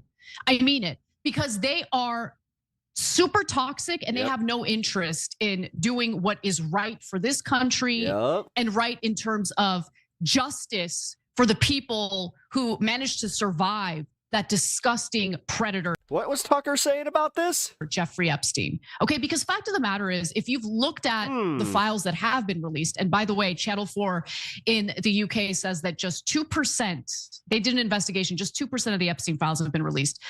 Put that in your head and remember that as you hear more from this administration about how great they are in complying with the legislation that forces them to release the Epstein files. But like, there are Democrats and Republicans implicated in this. Okay, so I looked into Les Wexner, for instance, not a Democrat, apparently. He's a major donor to the Republicans and has been for many years. Most of these guys have been donors to both. Reports from 2022 and 2026 show that Wexner has continued to donate to Republican candidates and committees, such as the Republican Governors Association, while also donating to select Democratic candidates. Okay, I just named a Democratic donor, mega donor. Let me go ahead and be fair and balanced and mention someone who I saw as a hero, Noam Chomsky, was also implicated in the Epstein files, not necessarily in criminality, but he was giving Jeffrey Epstein advice as he was being accused of more sexual misconduct. Okay, you have someone who I idolized doing that. And so we just have to be honest about what's going on here. Okay, I have no commitment or devotion to any political figure or. Yeah, fuck Noam Chomsky. You're out. Sorry. See, this is what she just kind of made this point, but for real, this is what us on the left have the ability to do, is not worship the motherfucker so much to the point where we're just like, nah, you know what? I'm going to fight I got to fight for him because it's not fair. I don't like the way that you're going after him. Ideologue. What I want is the truth, and I want justice. This will be fun. And notice how we're not playing the game where it's just like, well, it wasn't litigated in a court of law. It's like, that doesn't matter. He's disgusting. And honestly, I think that that's enough for me to just be like, nah, fuck it. I can never read a Noam Chomsky piece again because I can't take it without thinking, well, he was also coming from a different point of view, brings a whole new meaning to his manufacturing consent book. By the way, I should note that Les Wexner did eventually leave the Republican Party to become an independent because he wasn't happy with Trump, but he continued donating to Democrats never distanced from Bill Republican Clinton. candidates. No, that's a fucking problem. Then you have Leon Black. Was Leon Black a Democrat? No, but this also goes back through a Trump administration as well. You remember, Epstein died under Trump, dude. Well, just remember that. He did give money to Democrats and Republicans. My point is, this is not a partisan issue. If you're making it a partisan issue, y'all not being loyal is not a flex. Yeah, it's a huge flex actually. We're not loyal to just to a blind fucking party. Like, we're not blindly partisan like that. You don't give a... No, that's actually called critical thinking. We get that you need your leader to think for you. We don't do that shit. Damn about some people do on the left. I'm not gonna sit here being like, oh, we're that much, like we're all perfect. Justice related to this Epstein story. Am I left or right? I'm left. At all. You're just a political operative. You're a hack, and you're pathetic. Back to you, Cenk. Yeah, you know who else gave money to Democrats? Trump. He gave money to Hillary Clinton, Chuck Schumer. Thank you. Earlier, they were friends in their careers. Hillary Clinton and Bill Clinton were at Trump's wedding. And to many other Democrats. So is this a partisan issue? Absolutely not. In fact, if someone's trying to make it a partisan issue, they're hacks. Right there. Democrats are 98% in the file. Where did they hear that? Infowars.com. And I think that because that's just blatantly not true. You know, okay. They're not all working for Israel, but you should question that. How would you know when they just redacted 6 of the people that have been listed, but they haven't redacted anybody else? That's kind of odd. Who are out of the 98% of those Democrats? You got a nice little list that you can type in here, because I haven't really heard of any prominent Democrats being listed outside of Bill Clinton. So we're so weird. Top Democrats involved in some of these abuses? Very, very, very, very, very likely. And that's what I say. Very, very, very, very likely. Very likely. But where's this evidence that you guys claim to have? Okay. And do Democrats sell us out to Israel as well? Of course, nonstop. So do Republicans. And then you see these Israel first characters. They give to Democrats, they give to Republicans, they give to Democrats, Republicans. Why? Because, guys, they're not on the left or right. They're on Israel's side, period. Everything is geared towards help Israel, help Israel. Oh, we got these, the videotapes of all of these, eminently blackmailable. Odd how they redacted some of the actual perpetrators and didn't redact the victims. There was one specific one that named 10 victims and blocked out the fucking perps. Powerful and wealthy men now. We have the politicians, etc. So now, like, it's fucking egregious. None of this is just oopsie poops. Now, back to Alex Jones. So, yeah, and I hear what you're saying. It's possible that which Dems cross the river Styx to get into Washington, huh? He's kissing Trump's ass. He thinks Trump's people. That's all he does. Yeah. That's all he does. No, he does. No question, right? So that's not in question. The question is, you don't think they were ever friends but benefited from one another? That's odd. Why, right? His diary says otherwise, and so does Trump's. So your theory is he loves the access. He wants to get back into the White House. Perfectly great theory. Dude, there's so much video evidence of him just being like, you know what, Jeffrey, great guy, but he likes him young. As a good. Didn't seem to care when he said that. Chance of being true, right? No, you guys are just conveniently ignoring the fact that it's like, nah, I think Trump and him were best friends. I think Trump is totally trying to cover this up. And he's trying to blame Democrats. And yeah, it's the fact that he is so good at convincing you otherwise. It's a testament to how stupid you are. Well, it's not a testament to how good he is. It's a testament to how dumb you are. The reason why I bring Israel to Alex Jones in specific is because Alex Jones has all these conspiracy theories that he did for all these decades, right? Tell me how all these people are paying over 35% in interest on every loan they've ever taken. Apparently real ones mixed in with absolutely absurd ones. That's the type of people that we're speaking to here. So, like if you were a person or government that was running a conspiracy, what would you want? You would want a character like Alex Jones to confuse people and make conspiracies seem absurd. Absolutely. Ludicrous. No Clintons and Donald were ever friends. Don't believe what? Any conspiracy theories. Now we find out one of the largest conspiracy theories in history is correct. And all of a sudden, Alex Jones is like, I don't know, we gotta cover it up. It's just the Democrats, it's not Trump, it's not the two people. And you know what, in all these things, I mean, we had the lizard people, we have the aliens, we have the gay frogs, but somehow. What now? Excuse me? Are you guys really that dumb? Like, I listen, I'm gonna be better about this. I'm gonna just call you stupid. Because yeah, if you think that this is fake and that this isn't proof that that the uniparty shit, you're on to something there. Because, yeah. Somehow, TDS is literally deluding yourself that Trump is not guilty. You don't have Israel. Also, Trump daddy syndrome. We get it, man. Somehow, trust me, we get it. Shows just you guys can't think for yourselves, therefore you need him to tell you everything to do, everything to think. Just missed Israel being a possibility, even though Drop Site News has already shown that exquisite. Heard that, Pat. Everything Epstein did, he did to help Israel. And that's the one thing you couldn't figure out, Alex? Nah, I think Alex Jones is a false flag operation. I'm not stupid and it's not and fake. He's being, and by the way, he made all that money. Okay. People are like, how did he make that money from that rinky-dink show? Okay, yeah, it had some popularity for a while, but we know the numbers of what shows like that get. I could never understand how he had that much money, hundreds. Well, that's why I keep trying to tell people that, like, say he's still like the outsider. He's here to save us from all the political corruption. Meanwhile, millions of dollars. Literally every decision he makes is steeped in political corruption. My theory, and if you don't like my theory, Alex, you can kiss my ass, is that you're a bitch who's always worked for Israel. Every time you ring the bell below. I mean, he ain't wrong. Alex Jones was on the PBD podcast, and during their conversation, he gave us some insights into Pam Bondi's probably most embarrassing moment during her testimony before the House Judiciary Committee. What up, Rebecca? Good to see you. This was about also Mitchell. What up? About the Epstein files, the release of the Epstein files. She really didn't want to talk about the Epstein files, and this is what I'm talking about. Take a look.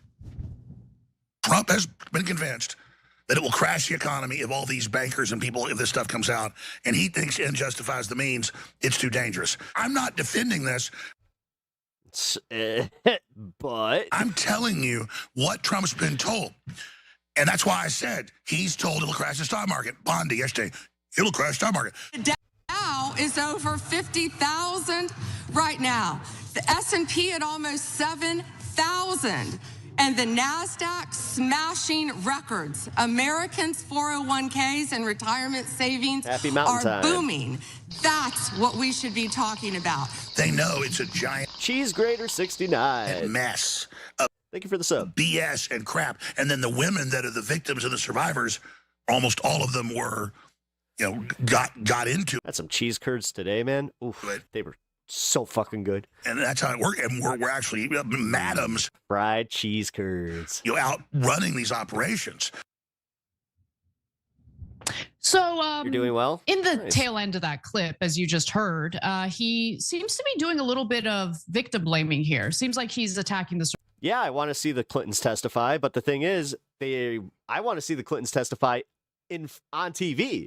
That's the reason that Trump doesn't want them to testify. Survivors. Like, dude, they literally called their bluff and said, all right, we're ready to testify tomorrow. Set it up. And if you're thinking, but they're just like, we're not going to do it behind closed doors. And they're just like, well, I just, no. Nah, come on, Anna. He wouldn't do that. I don't know. Why are they trying to hide things? Don't you, like, here's the actual question. Don't you want to see it too? now turn to a They'll just plead the longer fifth. video. I mean, Ghislaine Maxwell did, Donald Trump did, Jeffrey Epstein did. I thought that Donald Trump was the one that said, if you plead the fifth, then we can assume you're guilty. Huh. Odd how we can always use their own words against them. It's kind of like how Charlie Kirk said that, we need some sacrifices to the Second Amendment. Oops. He does exactly that. Wonder if he'd still believe that. The women that they've, settled with and then are the victims and all this stuff, almost all of them are the women that ended. Have I seen the UK's Navy lately? No, I have not. Working. I know jack shit about the UK's Navy or military operations for that matter. For Epstein for years and years and years. Recruiting other young girls to come to him for $200, $100. Absolutely. They'll get paid. Absolutely. Some were bought at age, this is public, at age 9 or 10 from their Eastern European parents, flown here and then worked for him for decades. And so exactly, they're the ones that manage and run. That's called grooming, Alex. On the women. And so that's literally the concept of grooming. When you see these women up there, you have to understand that in many cases, you're looking at people that for 5 years, 10 years worked for Epstein and were part of it. But see, that's how they stop it. Those women then tell a limited story about what was going on. But then you read the names of some of the women, they're in all the emails preparing the beef jerky. A couple of the women. Yes. This is how this works. In there were actually girlfriends after they were adults and worked for Epstein for over a decade. And it turns out. I like how you can latch onto the beef jerky part, but not onto the fact that these rich guys were part of it too. Worked for George Soros. Do you think Donald will ever face consequences? No. So see, I'm not trying to demonize the women. I'm just saying it's what you're seeing is not what you're actually getting here. So let me get this straight. The 8 and 10-year-olds who were purchased from their Eastern European parents and brought here to the United States to be exploited by Epstein and his co-conspirators. They're actually not survivors. They're not victims at all. They're madams. They're madams. They get raped until they're adults, and then they end up working for Epstein. And so as a result, they have no credibility. Like, what was that argument? What was that? That was disgusting is what that was. Was that absolutely fucking disgusting? And what are you trying to cover up for, Alex? What was that, Jank? Disney would be closed down if that was the case. I don't know about that, man. Do you know how many people actually passed away just on rides just last year? Yeah, so like a lot, bro. He does at Universal Studios too. Doesn't want anybody to listen to. And the thing is, it's because a lot of these roller coasters and things, like they do not have proper procedures set up for anybody that has like, bad neck, back, or any of that. That's why you have to sign that waiver. The victims. That's why they don't get in trouble. Because realistically, if you're going to a theme park and you have a bad heart knowingly, it's like, you shouldn't be going and doing that. Like me, for instance, I have a concussion history, right? So I'm not really able to do anything that's like a lot of, whiplash. So roller coasters are pretty much done for me, unless it's one of those ones that's a little bit softer. But even those kind of, He's trying to smear the victims. But because I know that, you don't see me lining up to go on the newest roller coasters all the time. Survivors, yeah. Anna, it reminded me of Alan Dershowitz.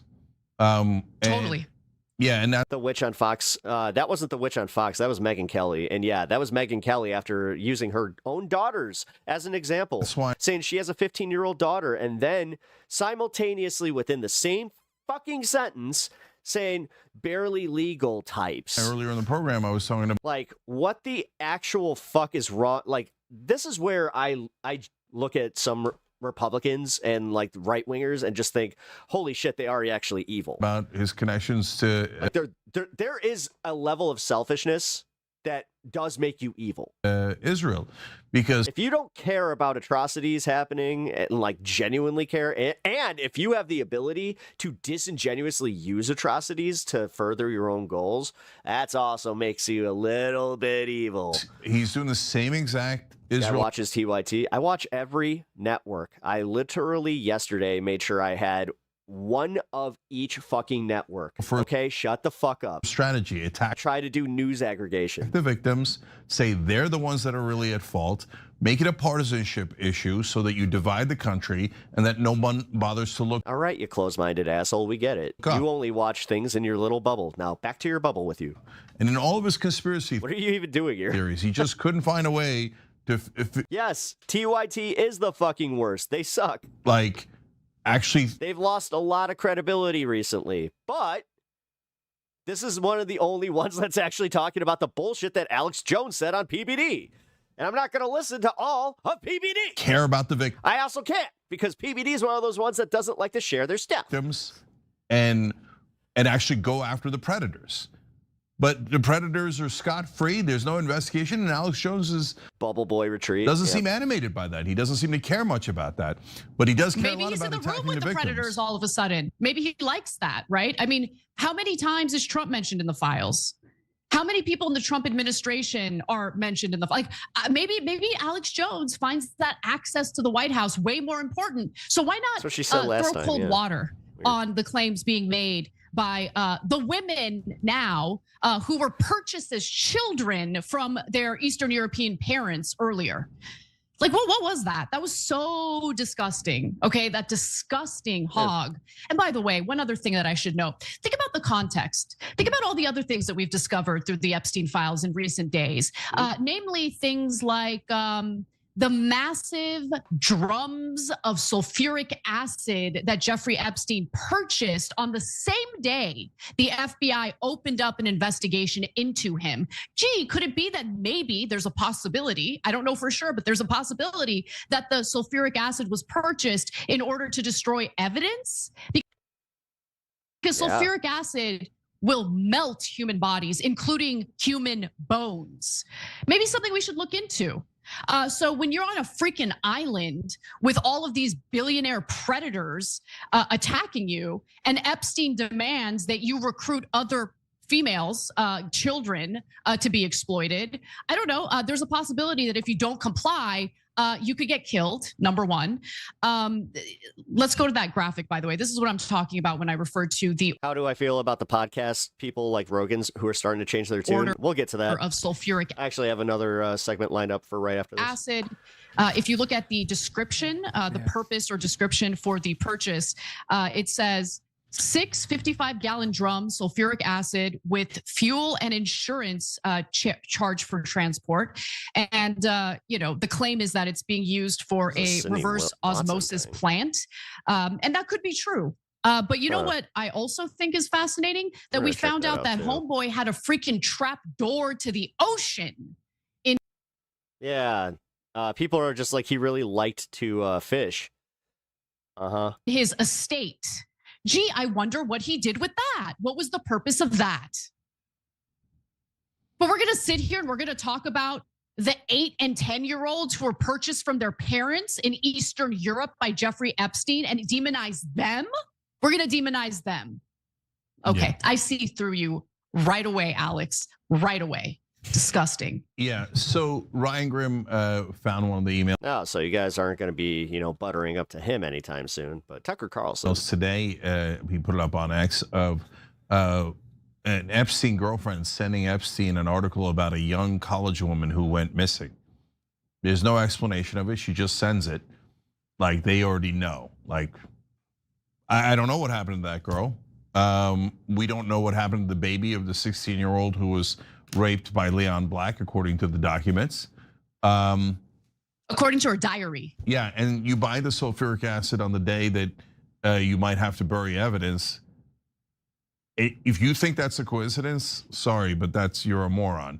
Of course, that's not a coincidence. Obviously, it's to get rid of evidence. The question is, what evidence?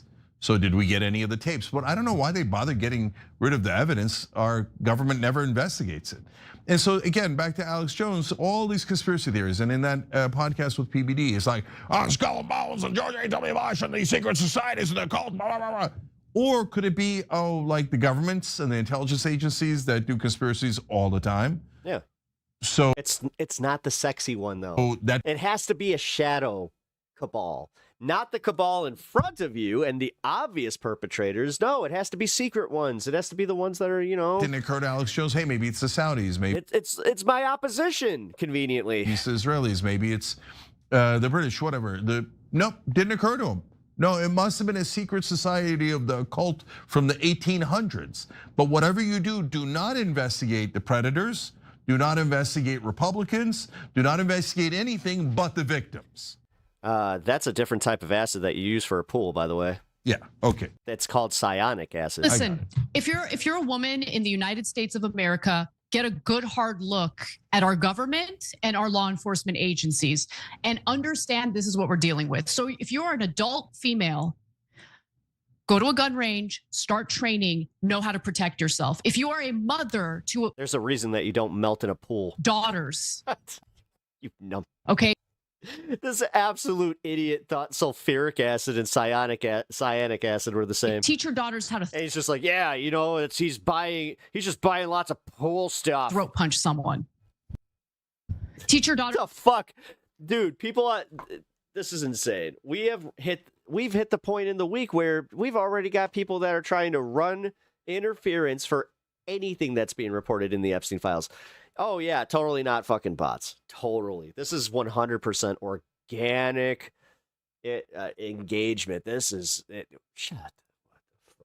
Like when you look at your total conspiracy catalog of things that you like to dive into outside of aliens, because everybody knows that. What are your other ones that you like? Well, aliens is the most fun one. Yeah. This is the one that I hate the most. Yeah. Because this one scares the shit out of me. Well, it should, dude. And the thing is, you're literally part of covering up for these people now. Like, dude, you're part of the Epstein class. Congratulations, Rogan. Crazy. So this is that's what's insane to me. And it didn't even take 5 fucking full years for him to do the full pivot. Conspiracy that drives me the most crazy because I don't like it. Do you spend a lot of time reading them? Muriatic acid, actually. No. I thought you could use both. Try not to. I try to have. I thought it was you could use cyanic and also use muriatic. Have experts come on. I try to read. I don't recommend touching any of it. You can't change it. Sulfuric is the one that will, if you dip your finger in, goodbye finger. Yeah. And it'll fuck with your head. All right, so it looks like the recent Epstein file release is really starting to break Joe Rogan. This man has been going through it. Same thing with Alex Jones. Sterling Fletcher. I can't even read that, your comment, but good one. He had a meltdown the other day and had to hold himself Definitely hit that like and sub. back from crying. Feel like you're in But his fans, on the other hand, are like, Alex is vindicated. Here. We knew it. He's right again.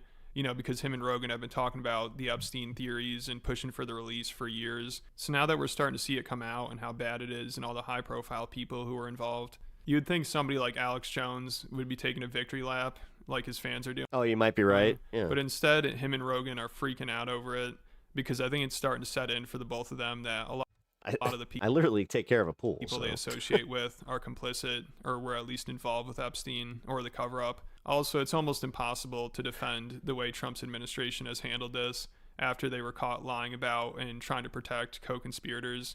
Even Rogan finally snapped and is like, yeah, this looks fucking terrible for Trump. Do you understand that there's a few people out there that don't know who George Costanza is, so they think that this is it's pictures of the... Because Jamie pulled up one of the emails. Statistically, there's a few of these people that think that that's literally the content creator. Where Epstein said to someone, I love the torture video, and that name was redacted. But then Thomas Massey got to see the unredacted version the other day and named the person. It was this businessman in the UAE, Sultan Ahmed bin Sulayem. He sent Epstein a torture video, and Trump's administration, I guess, felt like he needed to be protected. Yeah, I need to make a correction. It wasn't bin Salman, it bin Salim. Like he's a victim here. Bin Salman's a totally different person. So Epstein was saying that. Chuck the DM, I appreciate that. Are you okay? Are you a dungeon master? Love the torture video. Jeez. I am in China. I'll be in the U.S. second week of May. Thank you for the sub. Appreciate that. What the fuck, man? And why is his name redacted? Why would your name be redacted if you're not a victim? Like, this is what's crazy about all this. Like, how come you redact some people and you don't redact other people? Like, what is this? This is not good. He would have had the answer for this back in 2018. Right there, he wouldn't be so, dumb about it. Just, I don't get it. Why would they do that? Why would they do that? It's so confusing. Why would they do that? In 2018, Joe Rogan would have been like, dude, how stupid do they think we are? None of this is good. Like, you're gonna like that's egregious, man. This administration. It looks fucking terrible. It looks terrible. It looks terrible for but you're still gonna fucking be like glazing this guy, seeing him at UFC events, fucking shaking his hand, all that bullshit. Come on, man. This is why nobody likes you anymore, Joe. This is why your audience has completely fallen off. He was saying that none of this was real. This is all a hoax. This is not a hoax. Like, did you not know? Maybe like for real, man. If you want to be charitable, I know so many people that just quit watching him because of this shit. Not a hoax. And funny enough, they got to Peter Thiel and finally went, yeah, that was a bridge too far. I was like, really? And if you've got redacted people's names and these people aren't victims, you're not protecting the victim. So what are you doing? Right. And how come all this shit is not released? Like you would think that all of it would just, like, get rid of all of it. Just expel it all. It's crazy. So this is the conspiracy that drives me the most crazy because I don't like it. The fear of these like literally demonic human beings that are running the world and don't give a fuck about human lives and enjoy watching people being tortured, enjoy watching people killed, participating in ritual sacrifice of people, and they do it in order to show that you're a part of a team and you're. We know that has always historically been a real thing, and it's been something that you look at in history. You go, Pep, you're going to be in the This Space Marathon stream? Yeah, later. It's so sick. It's so twisted. It's so disgusting. And everybody wants to think, thank God that's not happening now. But then when you realize, like, that might have been happening now. And another co-conspirator that was named recently is Les Wexner, the former CEO of Victoria's Secret, who's a billionaire that gave Epstein his New York City mansion and power of attorney over his finances. So yeah, I'll be heading over there for the games. People knew he was involved. It's not a big surprise, but now we have more proof. Also, Trump's administration was trying to protect him too. His name was redacted. So Joe was talking about that and brought up Whitney Webb, who's probably the most well-versed reporter of all the Epstein stuff. She's done a ton of research. Charles Jenneru. And written books about it. And she Thank you for the sub. Pointed out Wexner's role in Epstein's operation in 2020. And that's why Joe brings her up. He also says he would have her on his podcast, which is kind of surprising because she's also very critical of Joe's tech friends and their involvement with Epstein. So I'm surprised Rogan's handlers would allow her to come on.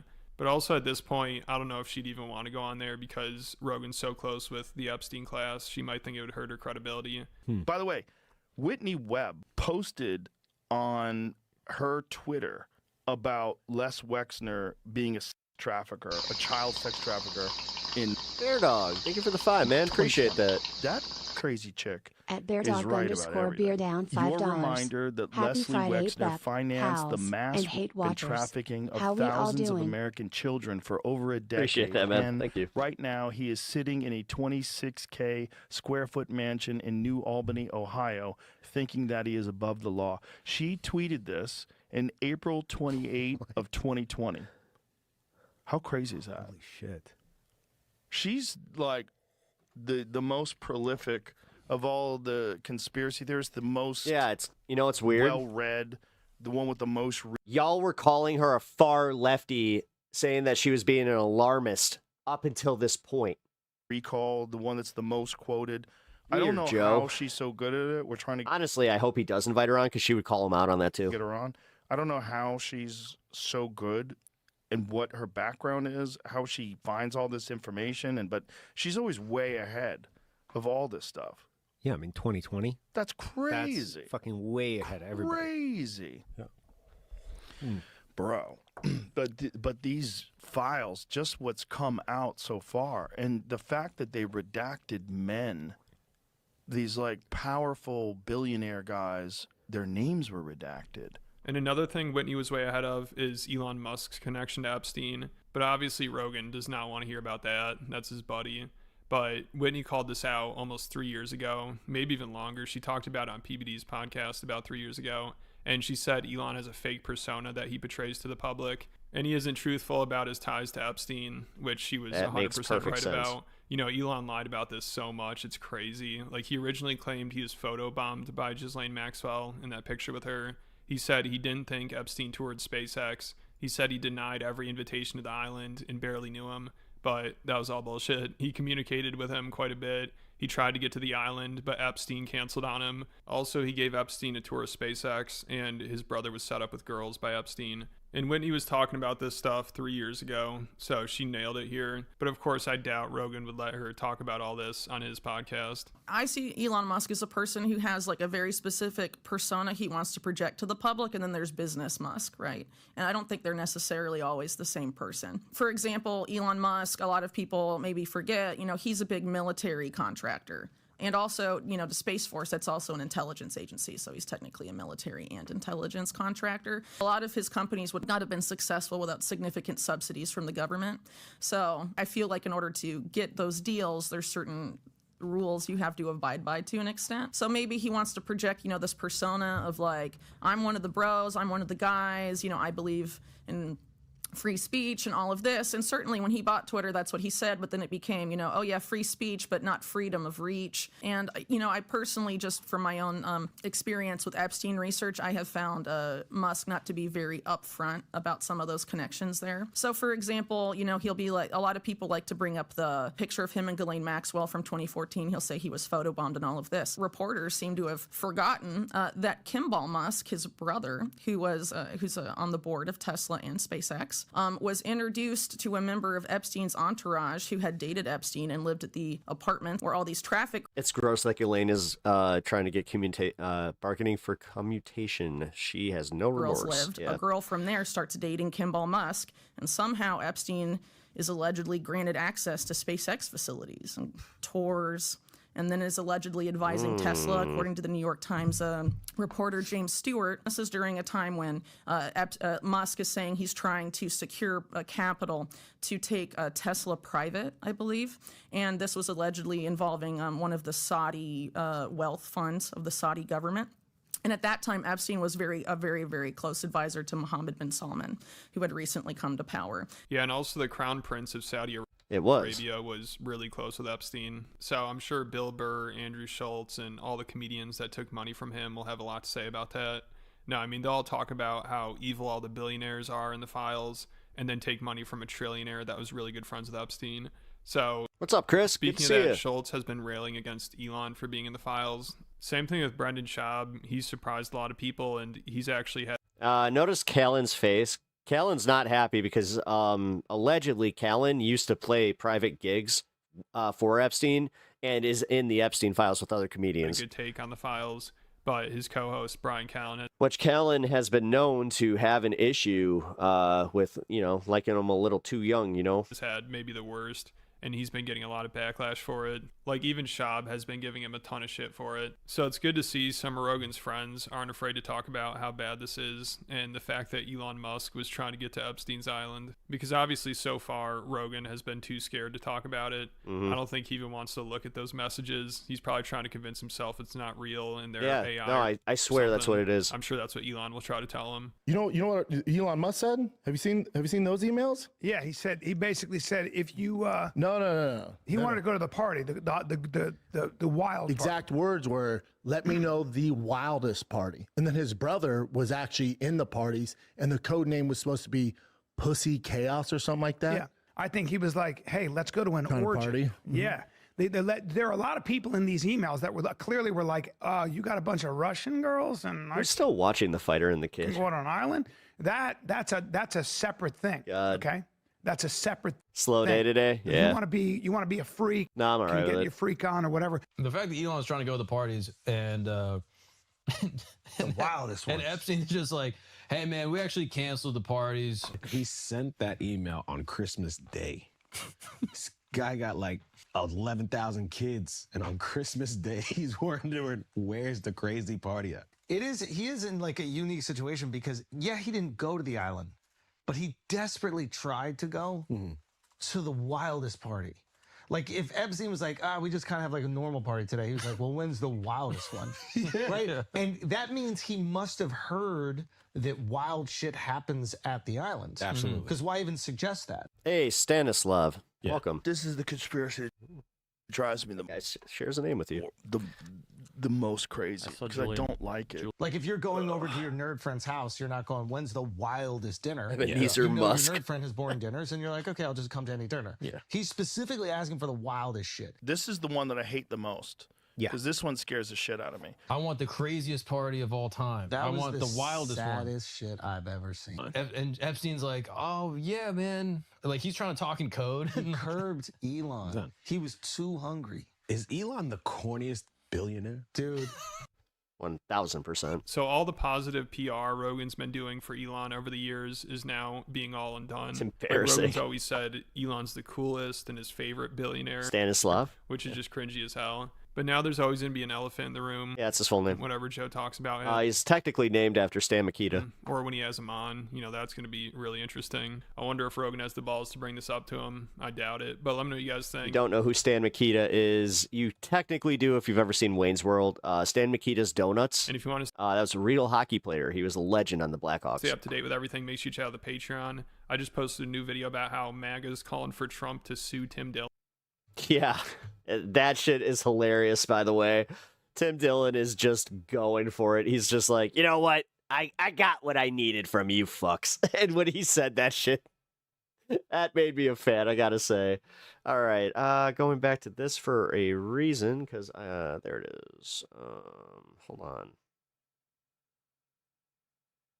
Elijah wants to act like he's some moral, high and mighty, better than everyone man. He was fired Isn't this Herschel Walker's kid? from his job for inappropriate behavior. And not even a year ago at a conservative conference, he did my friend 4 times in one night, unprotected. You have that Damn, dude, this got a little bit more messy. post-ejaculate clarity. Post-nut clarity, they call it online these days. But like, because you realize, like, after you nut, you're like, you're just a bunch of holes. And that's really sad because then it devalues women. So then your view of women becomes so Jesus low Christ. because women really are just a Oh, yeah. Mr. Moral High Ground here. bunch of holes today. Fucking Christ. Dumb bitch, please. I'm trying to, like, god damn it. Being such a fucking whore. I'm like, literally like, oh, hey, you know what? You had a couple beers.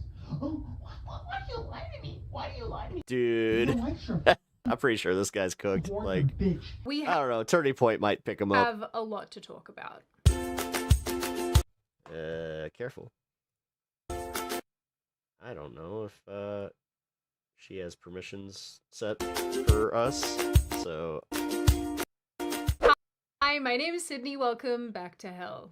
And a trip into hell is precisely what this video is. I think for a lot isn't she the one that was on Her Take with Anna Kasparian? of people, this video is going to be a long time coming. And for my new subscribers and for new Yeah, I think she friends is, of the because channel, that like you half are all going English, to half Australian be accent. extremely confused, and I do not blame you for that. Your mama bird had a life before I hatched all of you from your eggs, okay? That was a weird analogy. I'm sorry about that. Yeah, it one. was. Jokes aside, I think it is also worth noting too that as this video progresses, I want you to keep in mind that while all of this to most of you is I spectator don't know who sport, Sydney wants. and more specifically blood sport, this is my actual life, and the things that have happened have directly impacted my actual life. So the subject matter of this video is very sad and very dark, and it has brought me a tremendous amount of stress and pain over the last Yeah, she's a conservative commentator. she is. And Okay, I so say yeah, it's she is from Her dark Take. because it concerns a masterclass in manipulative behavior, compulsive and pathological lying, cheating, what I consider to be a form of grooming of younger men, sexual assault, and a host of other really untoward and negative things. It also concerns me being harassed both privately and publicly since about 2022-ish, and not being able to defend myself during this entire time. Funnily enough, from who? after all of these years, everybody has been able to weigh in on my situation but me. And finally, I'm in a position where I would like to tell my side of the story and hopefully give myself some closure. So for those of you who don't know, I was friends with and formerly worked with an individual and an online commentator called Elijah Schaefer, who was recently exposed for having an affair, so to speak, with one of his So to speak. employees. No. You don't get the mince words. He straight up had an affair and they both got caught.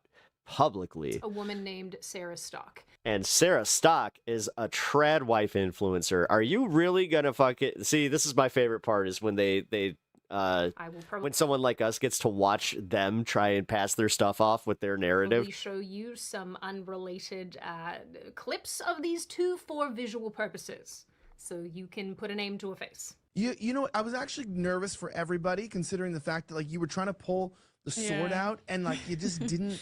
You were trying to pull and it it was out. kind of heavy, and I almost like dropped it on my shoulder too, and not good at wielding the sword.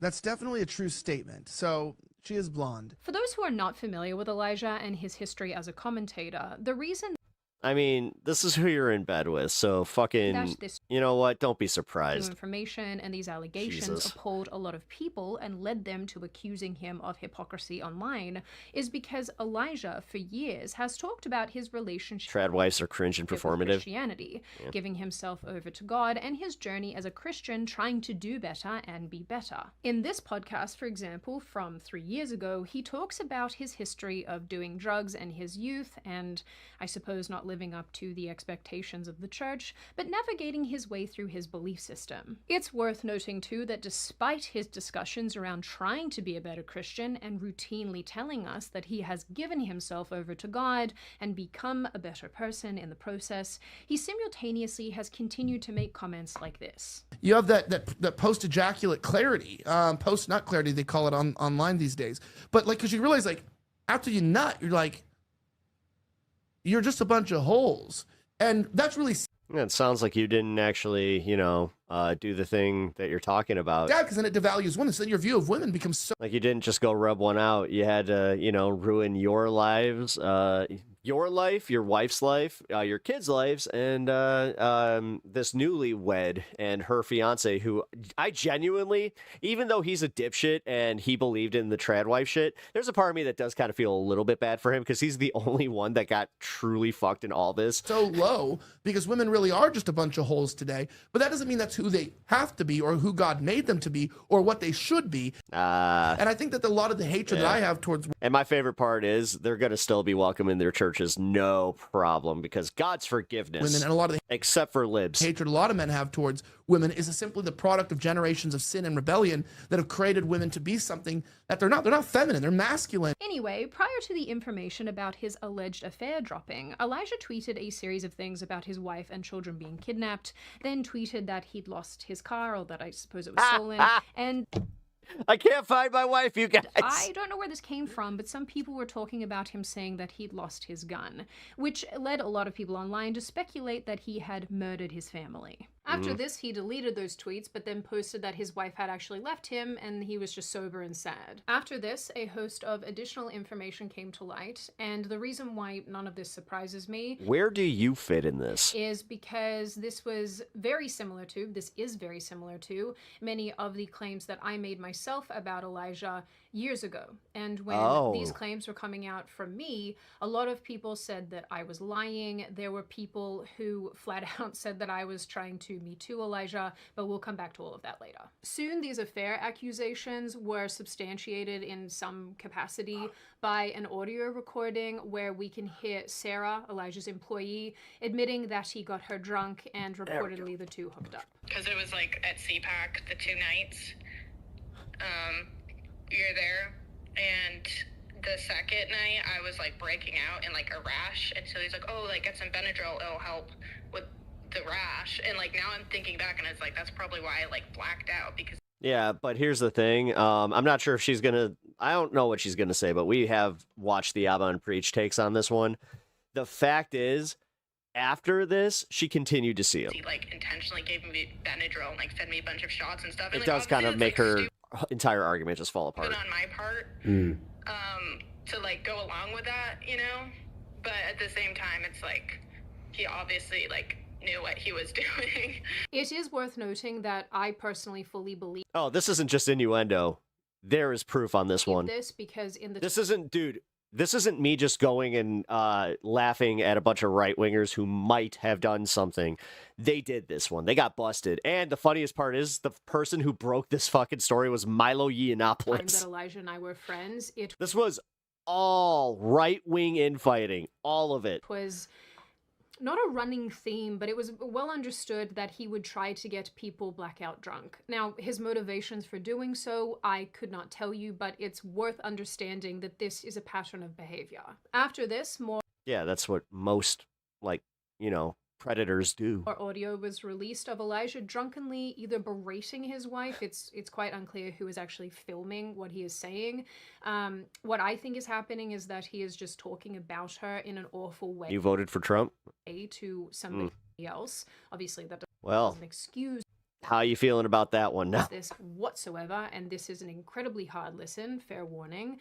But this is something that Elijah would do, where he would get drunk and then discuss people like this.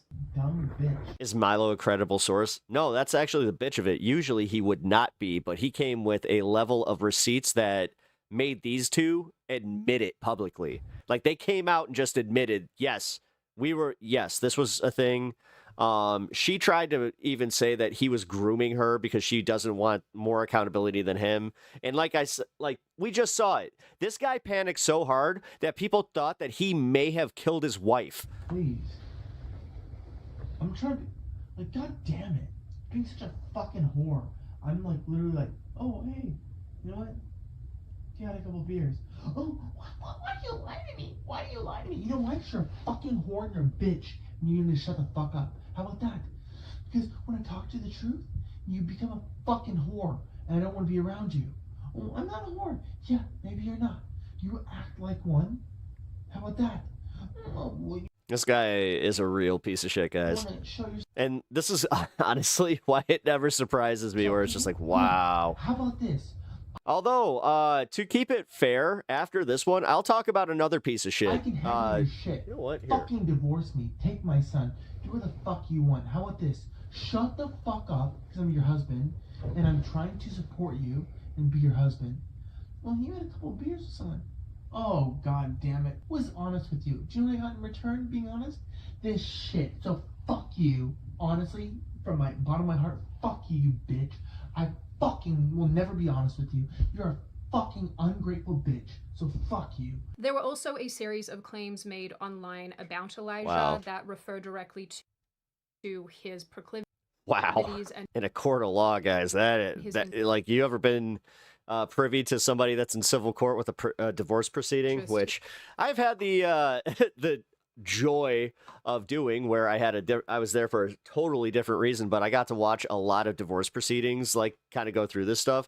Oh shit, dude. Same-sex relations. When they play this in front of the court, There was also a dossier everybody just that I don't know if it was leaked or if it was just sent to a bunch of people, I'm not sure, but there was a dossier that came out that detailed a bunch of new allegations about Elijah and his current behavior and many of the things that he is currently doing.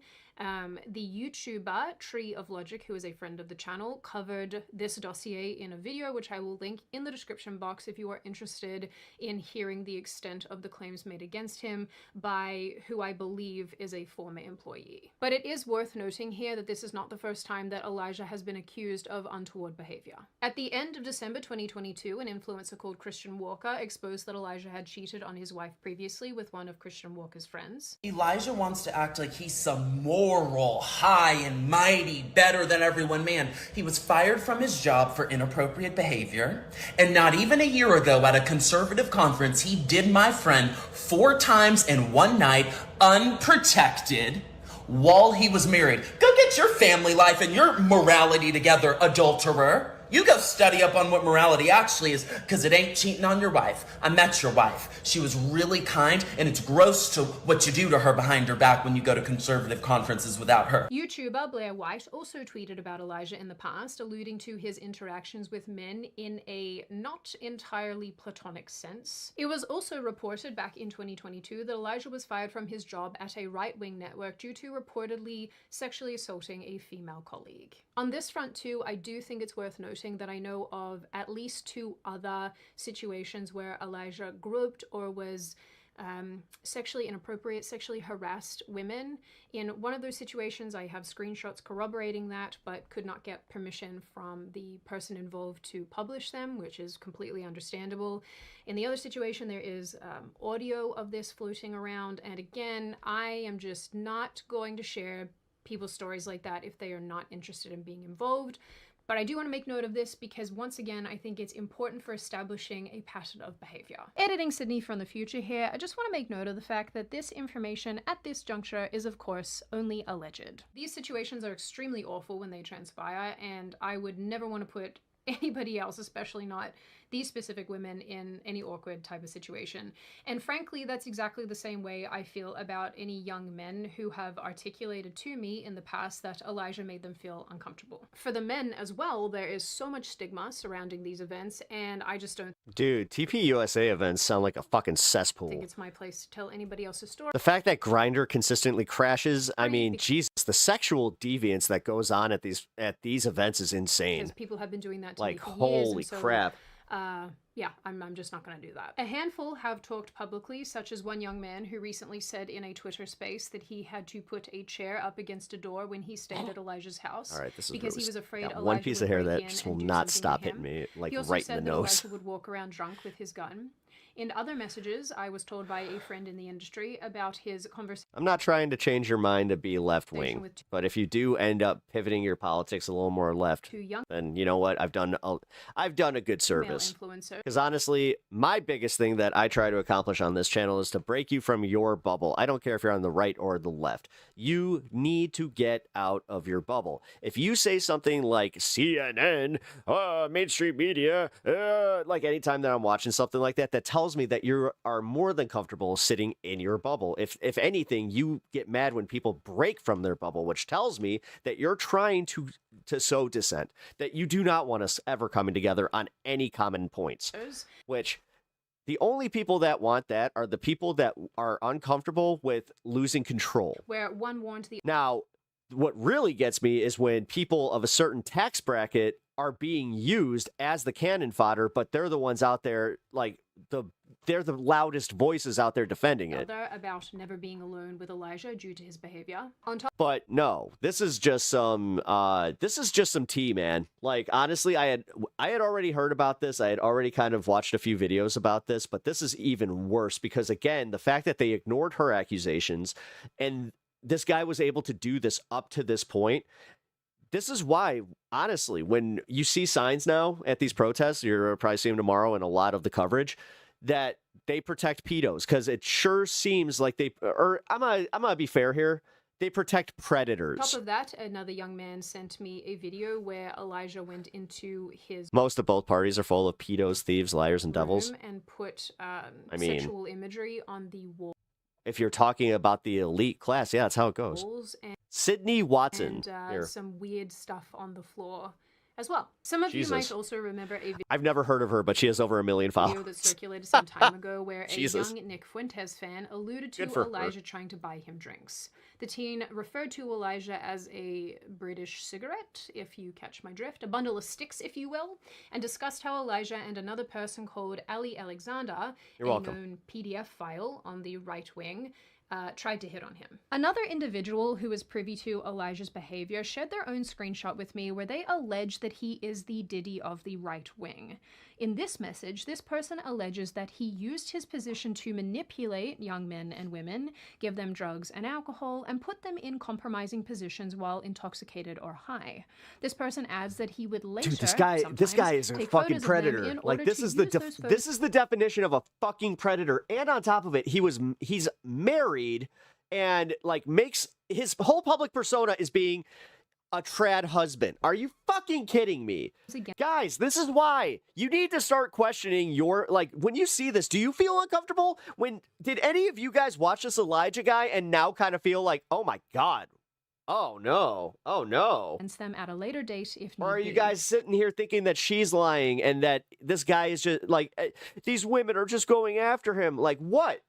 Now I really want to know. This person goes on to add that Because I'll show you the difference in how the left reacts to these types of accusations to this. cheating was an open secret, but he would threaten those around him with legal repercussions I get not liking cancel culture, but if you dislike cancel culture to the point where you're unwilling to cancel somebody that needs to be, that's a problem. if they said anything. Now, I want to be clear. I know that to a bunch of people, this will all seem like very unhelpful gossip.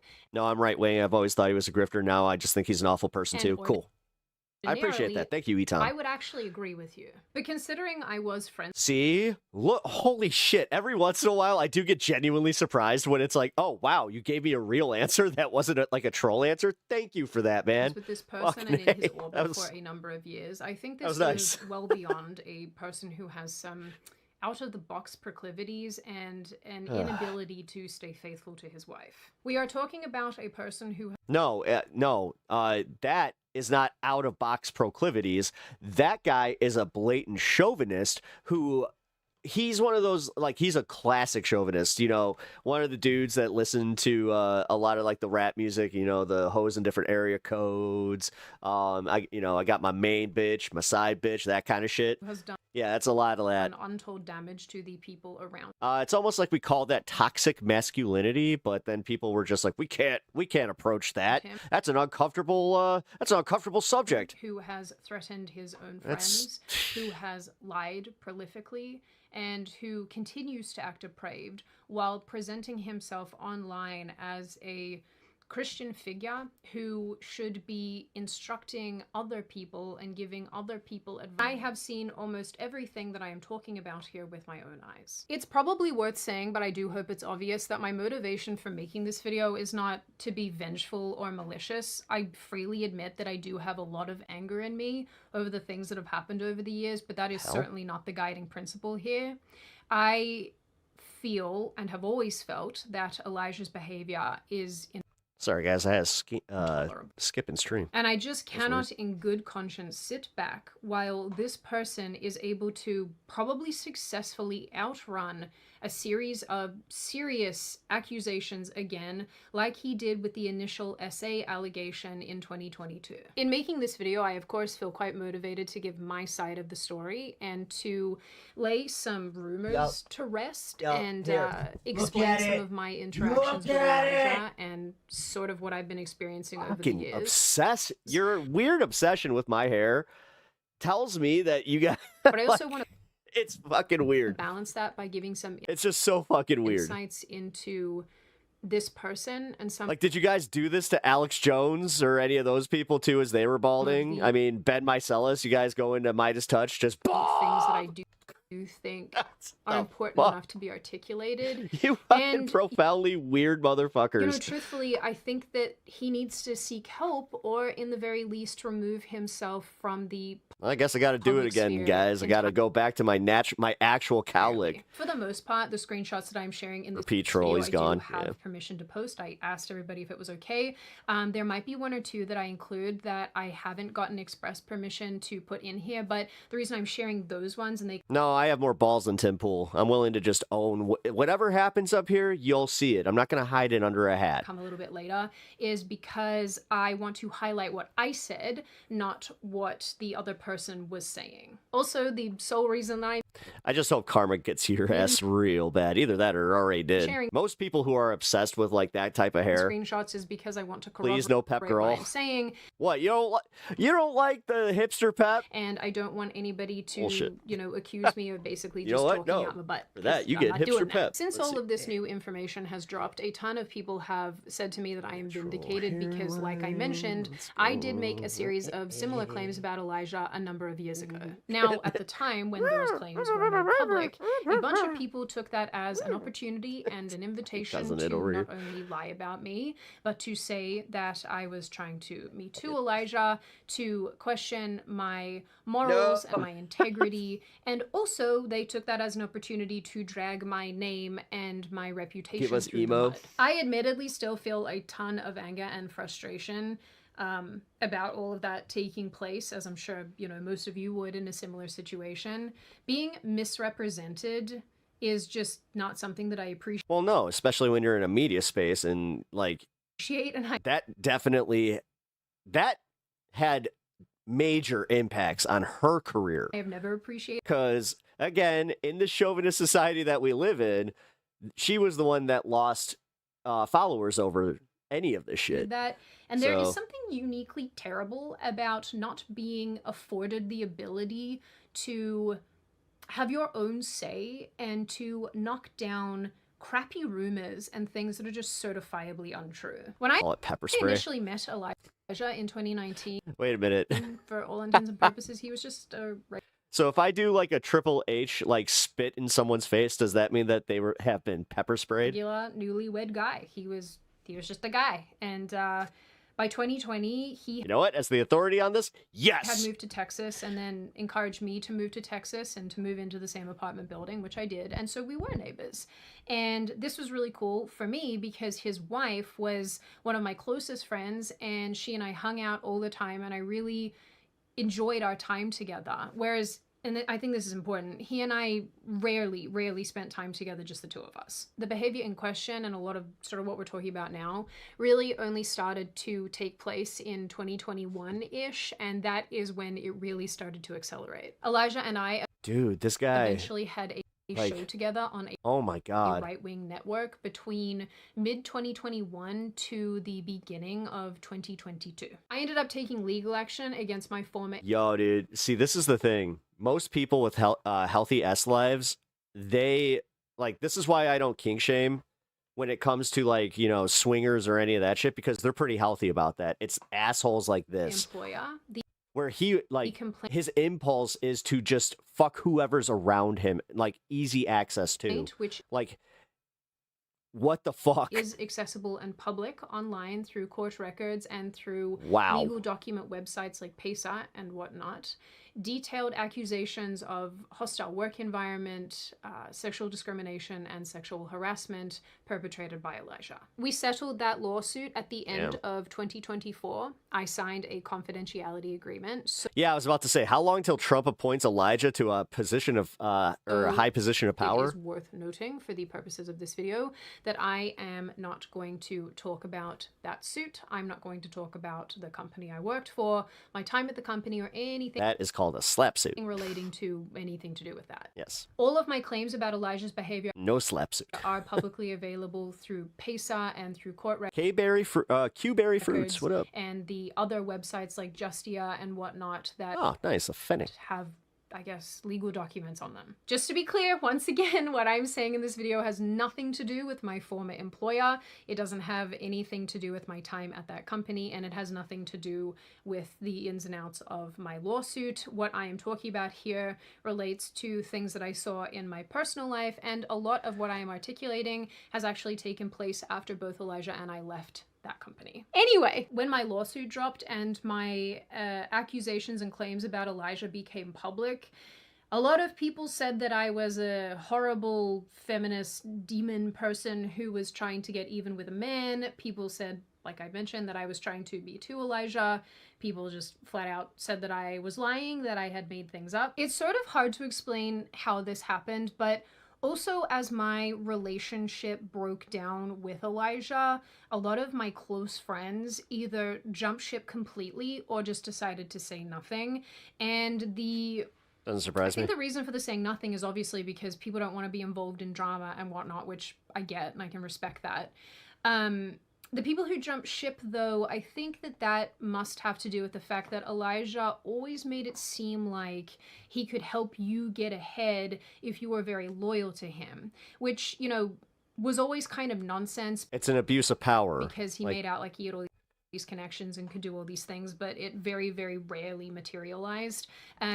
What's the lore? But, you know, when you're in a situation where if Elijah Schaefer cheated on his wife, got caught with another content creator, and now she's making her video about how she dealt with similar things from Elijah. you're a smaller creator or whatever and you want to grow, you know, you're going to hit your wagon And now you have because this is fracturing the conservative party, to the person that you at least the online conservative party, think can get you further ahead.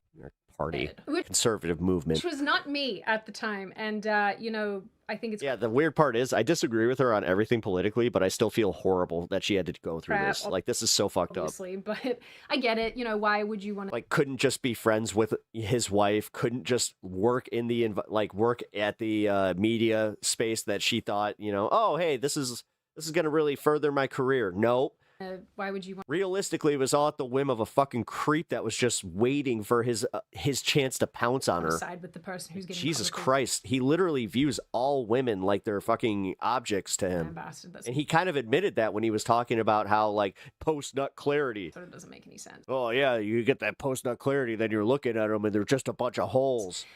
Instead of, you know, people. But with that said, the other component to this is that because Elijah is a pathological liar, Keep teaching your kids this one. I can Like, seriously, keep teaching your sons this. Only- Keep this whole toxic fucking bullshit going.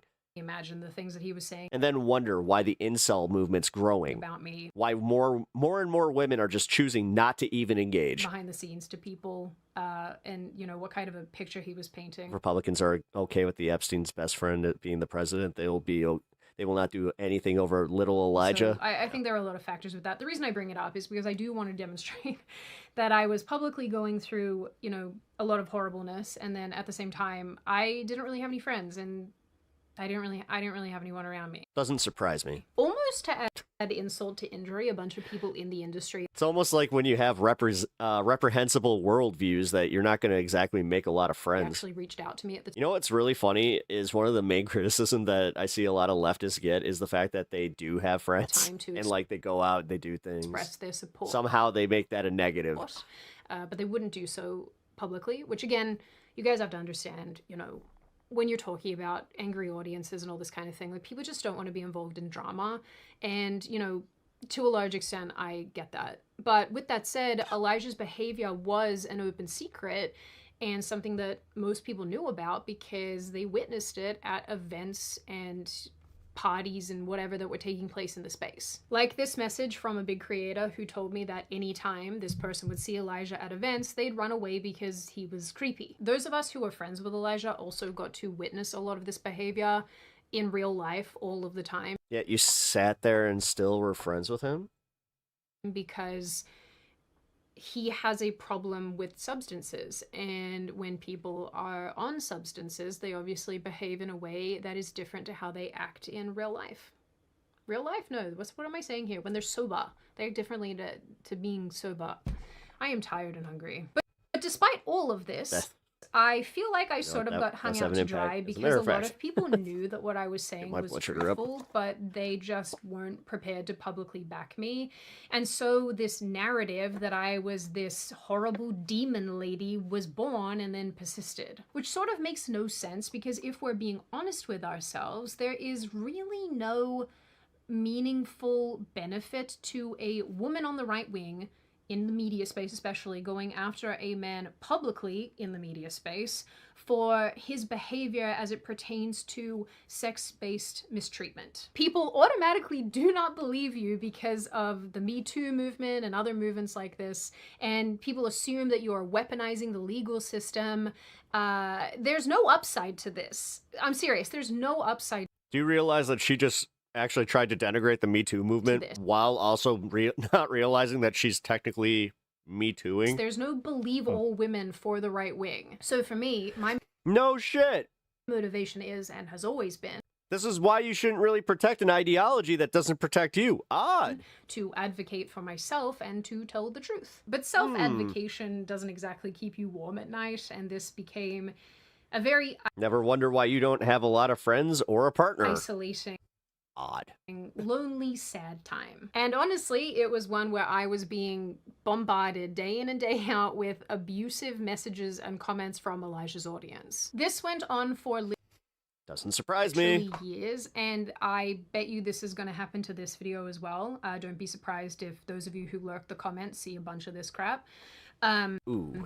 Yeah, I think I know what we're doing after this. People will come to read some comments. Basically videos that I made, videos that I was in, whatever, and just leave heinous, horrible comments, and obviously messages as well. As soon as my lawsuit dropped, I was correctly instructed to not say anything or respond to anything publicly.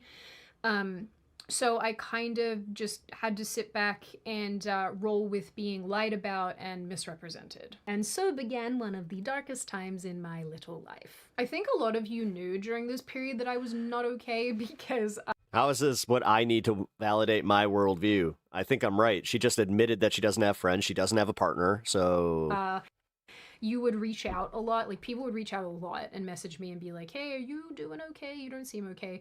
And I was suffering inside.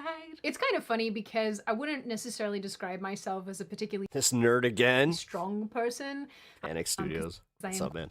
quite emotional, but I would say that I am someone who Watching Olympic hockey? endures. No, I really haven't. So I forced myself to put myself back out there and to start doing shows and It's not the same, and I hate to say this, but having Russia not be there isn't really, doing the thing where you got the world's best out there. interviews and But go on panels they do deserve the ban. and whatnot. But looking back, it It's was just- like every show I yeah. did at the time, I was trying to minimize myself because I didn't want to be bashed anymore. For example, when I was on trigonometry, I so wanted to say all these things and go hard on specific ideas, but I don't know, I completely held back because I wanted to spare myself from further attacks. And it's just so No. Ugh.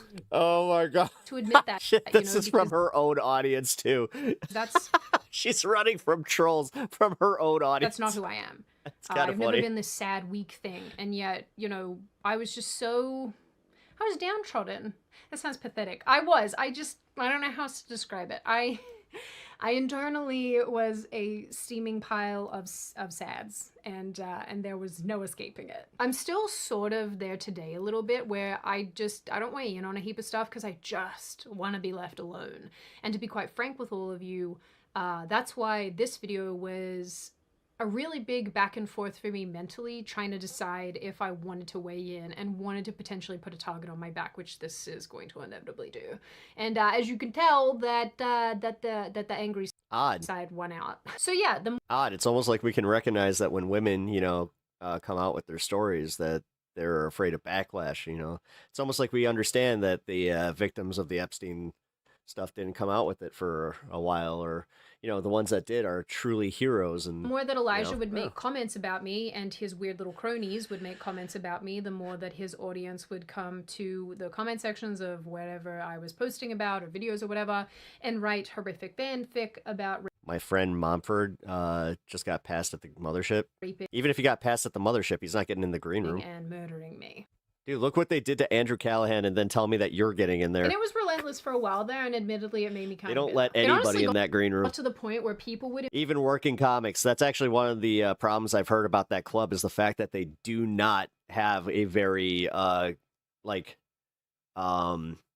friendly atmosphere. It's not like, the Stand where they had the table or any of that. invite me on their shows, and I'd turn them down and just explain that I didn't want them to have to deal with the heat that having me on would bring. The door guy, they don't have a door guy at the green room. They have two ex-military, what do you call them? The ex-Navy SEALs. Because, the comment sections weren't just being overwhelmed. That's not just a joke. They actually do have like these giant dudes standing at the fucking door of the green room. For me, they were being overwhelmed, Which is from, mostly for stairs. these people as well. I'm sorry. From my understanding, it literally, like, you go upstairs and then the green room's like the whole entire upstairs. Said I'm hungry. While all this was happening too, I had the pleasure of finding out that Elijah was also talking incredible amounts of crap about me behind the scenes to industry people or to people that I knew at parties and at events and when he was in studio. He told people that I tried to sleep with him, which is just... Ugh. This is also not terribly surprising because he would make this same claim about many of the women who he came into contact with. He said that I tried to break up his marriage. That was a fun one. He said that I was this insane feminist crazy person who he had to sue to shut up. Periodically, I'd get a message saying that Elijah was So is this guy's career done, or is he just are we gonna forget about this and I'm gonna see him on another panel show in a little bit? Studio with someone and they heard him say that he won a lawsuit against me for millions of dollars. This one's weird to me because this is so easily disproven and it's just such an odd thing to lie about to begin with. If making observations about how women like respectful dudes comes off as egotistical to you, then you might be the problem.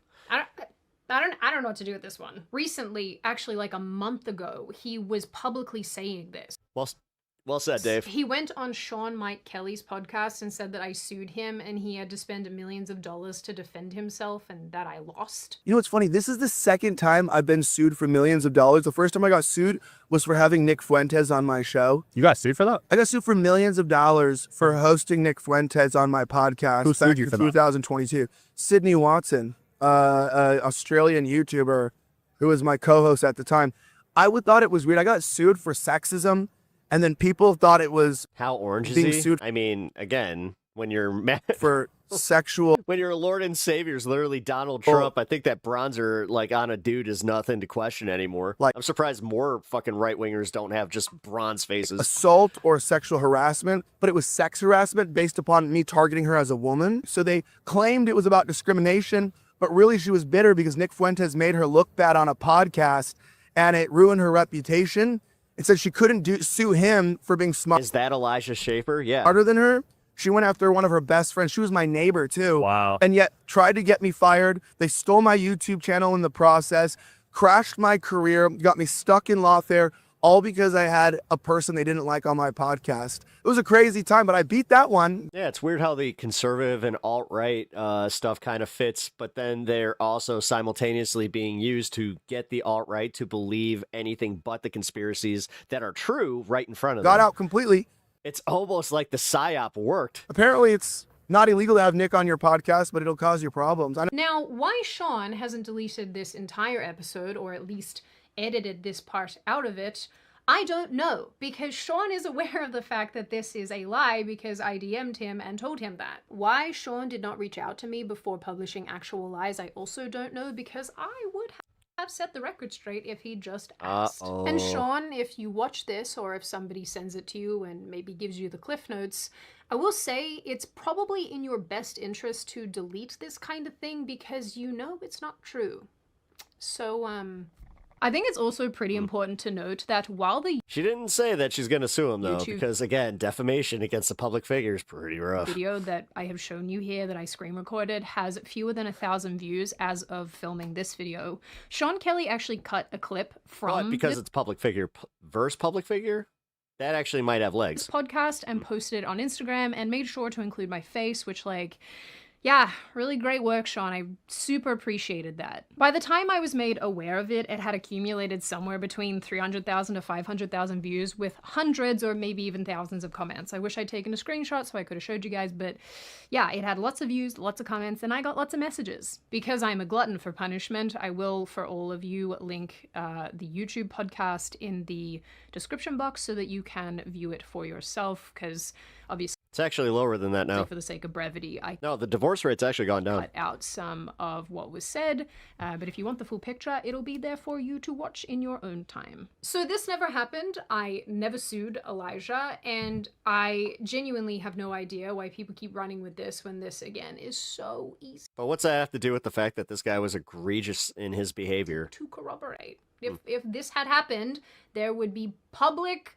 court records about it, which there are not. Elijah also tweeted about this as well, saying in late 2025 that he was wrongfully sued by an Marriage rate's also gone down. Yeah, that's why conservatives are starting to kind of freak out when they realize that with the SAVE Act that it would target a bunch of married women, and then they also looked at, like, you know, marriage rates between conservatives and liberals. Well, league and all of a sudden that data kind of made them a little nervous. he lost. He said that people defamed him over her slander, which she leaked to the press. They also looked at the disparity between liberals that have a passport already and people that don't. Never spoke to the Guys, they might have overplayed their hand on this one. It's almost like the same party that did the whole gerrymandering with Texas and then all of a sudden didn't see it coming that other states were going to do the same and totally fucking put way too much onus on Texas themselves. The press. Yeah. Never sued him. When he Short-sightedness? What? was questioned about this, he said that he had copies of depositions and that he was locked up by an NDA that would disprove what I have to say, and that I got my ass handed to me in court. Again, we were never in legal proceedings with one another. He was never deposed for these made-up legal proceedings, and I never got my ass handed to me in made-up court. Don't do drugs, kids. Anyway, as you can imagine, I once again got an influx of angry little messages calling me all sorts of names and being abusive because of this lie, because someone decided not to fact check and just publish crap that Elijah was saying. And I have to imagine that Elijah would bank on the fact that I wouldn't defend myself. Because it's a real catch-22 with these people, right? If you say something and you react to it and respond to it, you're doing two things. Number one, you're giving these people what they want. You're giving them the attention that they so desire, and they kind of win. You are also breathing life into their psychobabble. The other side of this is that if you don't say anything, then you're basically giving them license to keep talking crap about you as much as they want, and they know that you're not going to do anything. And to the stats of yourself. brown On immigrants that who are point, having too, children if scares I had them. done Yeah. something here and sent this guy. Well, that's why, like, honestly, they gave the game away when they were just like, well, maybe interracial marriage should be something that we, like, that we start looking into again. It's like Like a cease and desist letter or something and asked him to stop lying about me publicly, all that would do is help him further this narrative that there's lawfare being perpetrated against him and basically strengthen this narrative that he's constructed around himself. And of course, for me, that would just bring about more of the same crap that I have been dealing with for the last 4 years. So to be extremely, extremely clear, so there is no doubt, nothing that Elijah has said about me privately or publicly has been true. And when he inevitably watches this video or is sent this video and goes insane online, which he's going to do, he is going to lie about me some more. And the things that he says about me now are still going to be untrue. And this type of behavior, just by the way, isn't exclusive to Elijah. This is definitely like a running theme with some online personalities and people in the industry and in the media space. When they don't have dirt You mean powerful men? on you, when they don't know anything about you, Yep. they just lie. They pull lies out of thin air, they make crap up, and they say it with such confidence that people are dumb enough to believe it. And I feel like this has been successfully demonstrated when you consider all the lies that It's almost like that's how, Elijah has told about me preaching conservative values is so too. far to date. So I think the lying, the pathological lying, is a Ugh. really, really big component to all of this that's definitely going to get missed in all of the drama and the crap that's going on online. And the reason that I want to bring it up is because I think it is how this person has successfully maneuvered so many people in the ways that he wants to, and how he has not only deceived them, but almost had them act based on his dishonesty. He was more fun to watch when we went to protests and stuff. I'm going to a protest tomorrow. Dude, I've done 60 plus hours of content this fucking within the last 2 weeks. I would calm down. argue that most people, Jesus. maybe not most, maybe just a lot of It's Friday, man. Let me have a little bit of a fucking quieter day. people who know Jesus. things about Elijah are too fearful to But yes, I'm going to a protest tomorrow. come forward and say anything about him because they know that he's a Stay safe at the protest. Thank loose you. cannon. But what I've realized over the years is that it doesn't really matter if you back him or I'm going to the suburbs, so it's not not. gonna be. He's going to lie about you anyway. He It's not gonna be like that will bad. threaten to sue you, as he's done on numerous Detroit or Chicago, Chicago. occasions, to random people online. And I know he's done this to at least one of my remaining friends that I have in the media space who never even got close to talking about him. The best way that I can describe it is that Elijah neutralizes anybody who might blow the whistle on him by systematically lying about them to people around that person and him, and also telling lies about that person publicly to cover himself in the event that they might What's one of the speak out. the bigger lies that you claim liberals tell? He obviously did this to me, but he also did this to other people that were in his life when I was friends with him. He would tell lies about these people and isolate them so that if they ever did say anything, no one would believe them. For example, when I found out that Elijah had cheated on his wife for presumably the first time, he took me out to get coffee with him, or coffee lunch, I suppose, and he proceeded to grill me to ascertain what I knew or didn't know at the time, and then Yeah, this is just predator shit, because as I said, I'm going to be fair here. We're going to cover a story about a left-winger who definitely put a hole in the it's not all men thing. Borderline threatened me about not saying Makes it very hard because it's like, no, this guy is like a prominent left-wing, I think TikToker and YouTuber. anything to anyone. And he does it in such a way that the threats are not super obvious. And I'll be honest, it kind of went quiet. But the undercurrent is there. And obviously, this did not exclusively just happen to me. This happened to other people in his life. I know that it did. And I think this is probably why he was able to, like I said, maneuver people so well and so easily, and probably why he's been able to keep people quiet for this long. Within the media space completely, and this is probably the same for Hollywood and for left-wing media and blah, blah, blah, there is an element here of mutually assured destruction. So everybody knows everything about each other. People love to gossip. And when you find things out about people that they've done that are horrendous, there's sort of this agreement that takes place that I won't say your horrendous thing if you don't say my horrendous thing. And so there exists this ecosystem of agreed upon not talking. That's not a very fancy way of putting it, but you get what I am saying. This has probably been a very long video as it is, and so this really just brings me to the last and short final point of what I want to say here. I am positive that there are some of you who are thinking, why now, Sid? Why is this the time that you are finally speaking out? NDA aside and, all the other crap aside. And the simple but probably not terribly satisfying answer is that there is now evidence that has come out that has not come from me. I think it is worth understanding that I went through a discovery process as part of the suit that I was involved with, which means that the claims that I made I could corroborate, and I could always corroborate. But the truth of the matter is that this story always needed to be told independently of me in order for a large portion of people to find it credible and to also believe the information. So this as I mentioned, and as much as people don't like to hear this, the reality is that if I had been the one to say all of this, there was a very large possibility that I would not have been believed, as I wasn't to begin with, because of Meanwhile, she's still fighting. At the end of the day, she's still fighting to be part of that contingent. And I'm not just saying that was like a throwaway thing. Like, your own audience didn't believe you. It's true. None of us. And now you're just like, we're all flawed. You know what? But liberals still suck. We've all made mistakes. We've all done and said crap that we wish we could take back, that we regret doing or saying. We have probably wronged people that we wish that we could unwrong. I like that background. For lack of a better way of describing it, we've just done things, and I don't think that that's any revelation, but it's the truth. She has good makeup. And so, that applies to me. No, she's a pretty girl, but I have done things that I wish I could take back. I've said things I wish I could take back. I have acted in ways that are embarrassing to think about, and I don't like it. Okay, well, that's enough of that. All right, let's see. First minute was a wild ride for someone who has no idea who these people are. The way he talked to his wife is the way I talk to my router when the internet doesn't work. That was despicable. As a Christian, I want to make it very clear that there are a lot of double agents in the church, and they are solely there, they're there solely. I was technically saying it right the first time. To lead people away from God and Christ. No, yeah, sure.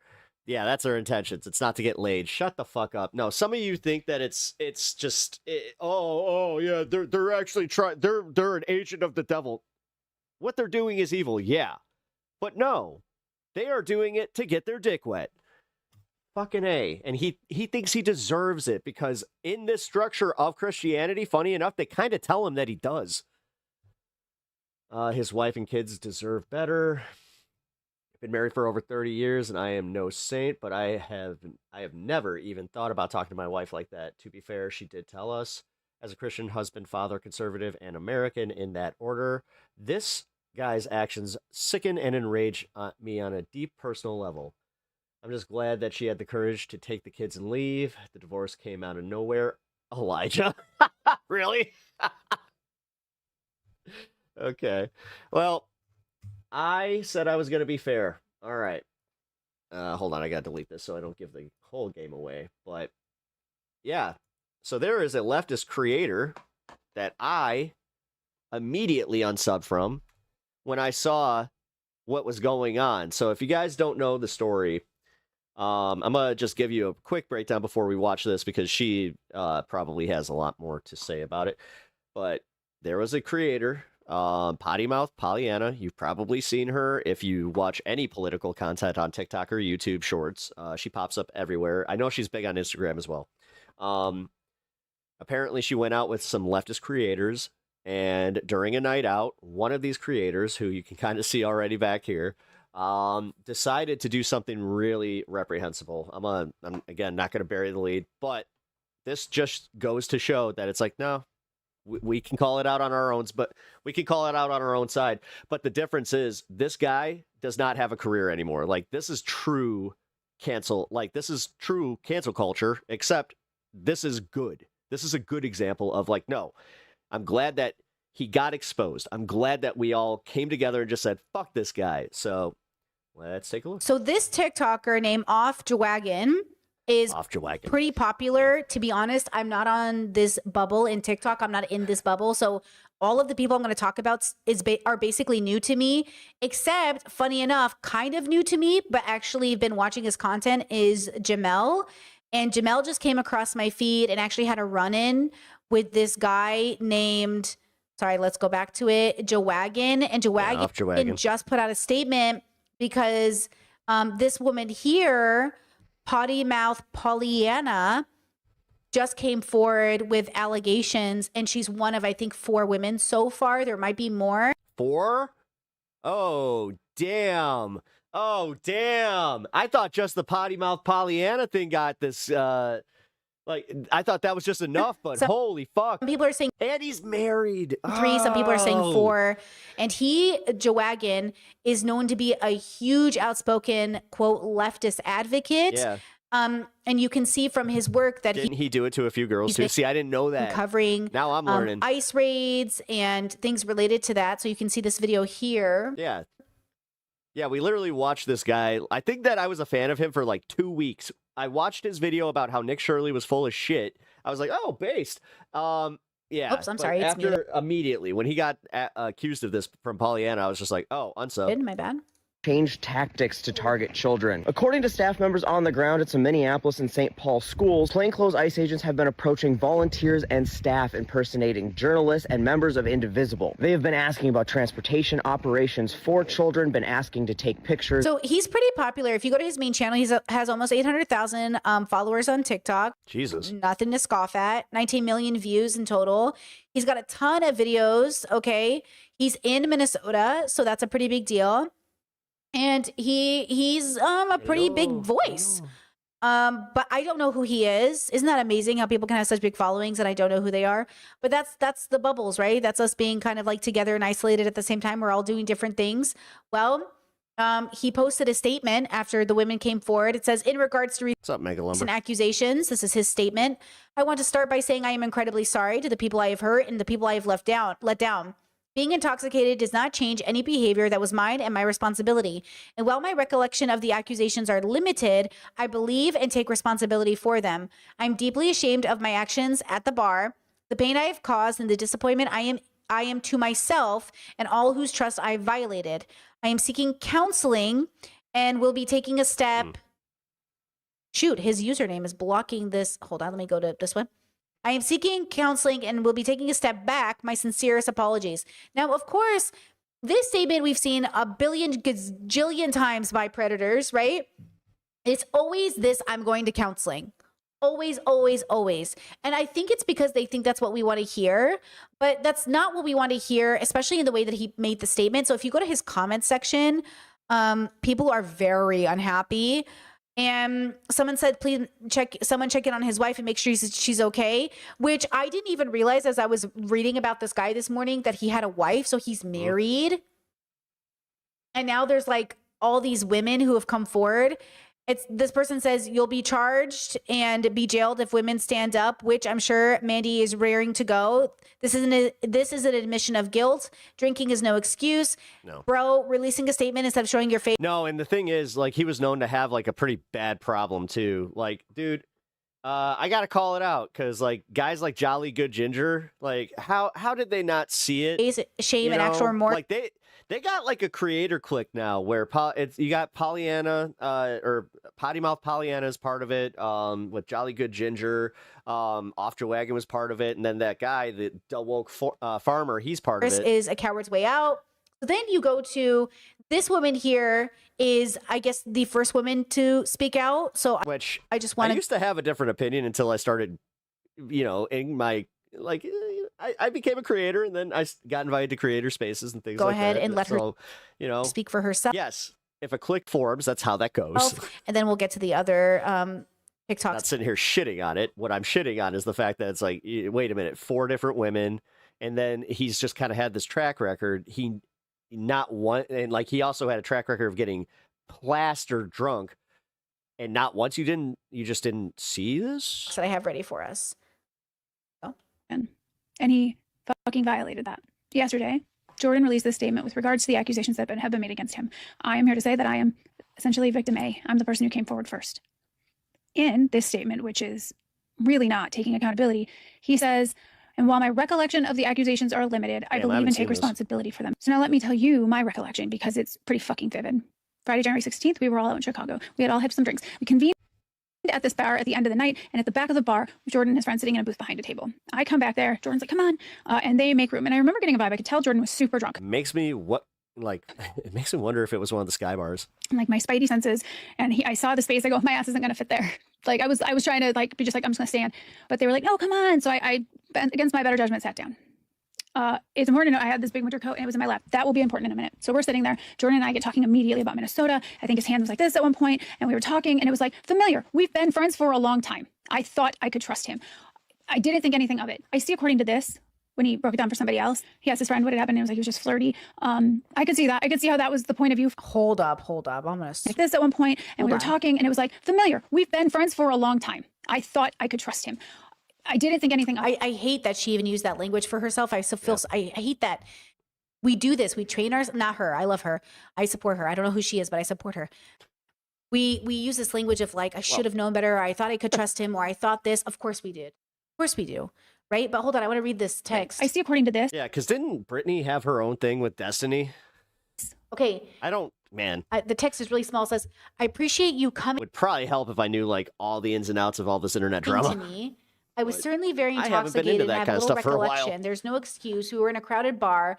And from what my buddy who was there with us said, there was some consensual flirting, and that ended at the bar. You know what's weird? More people from MAGA were interested in hearing about the that other girl. I talked to the and I brought up like how here's an example of the left doing it. Nothing. user who said it was consensual Weird. flirting, but went a little too far. I think they'd care I more. apologized profusely and took accountability with her for my actions. Then this happened. This was all in public. I have always said believe women, so I'm choosing to believe women, even though it's very hard for me in this moment. It's a little blurred here. Obviously, you never expect to be the one they are saying believe all women about. I'm going to put out a statement. I'm so incredibly ashamed. Yeah, so there's a multi-layer to this already where you are socializing, there is alcohol, but also, do you never drink? Do you always do this when you drink? Why were you flirting? How cognizant were you?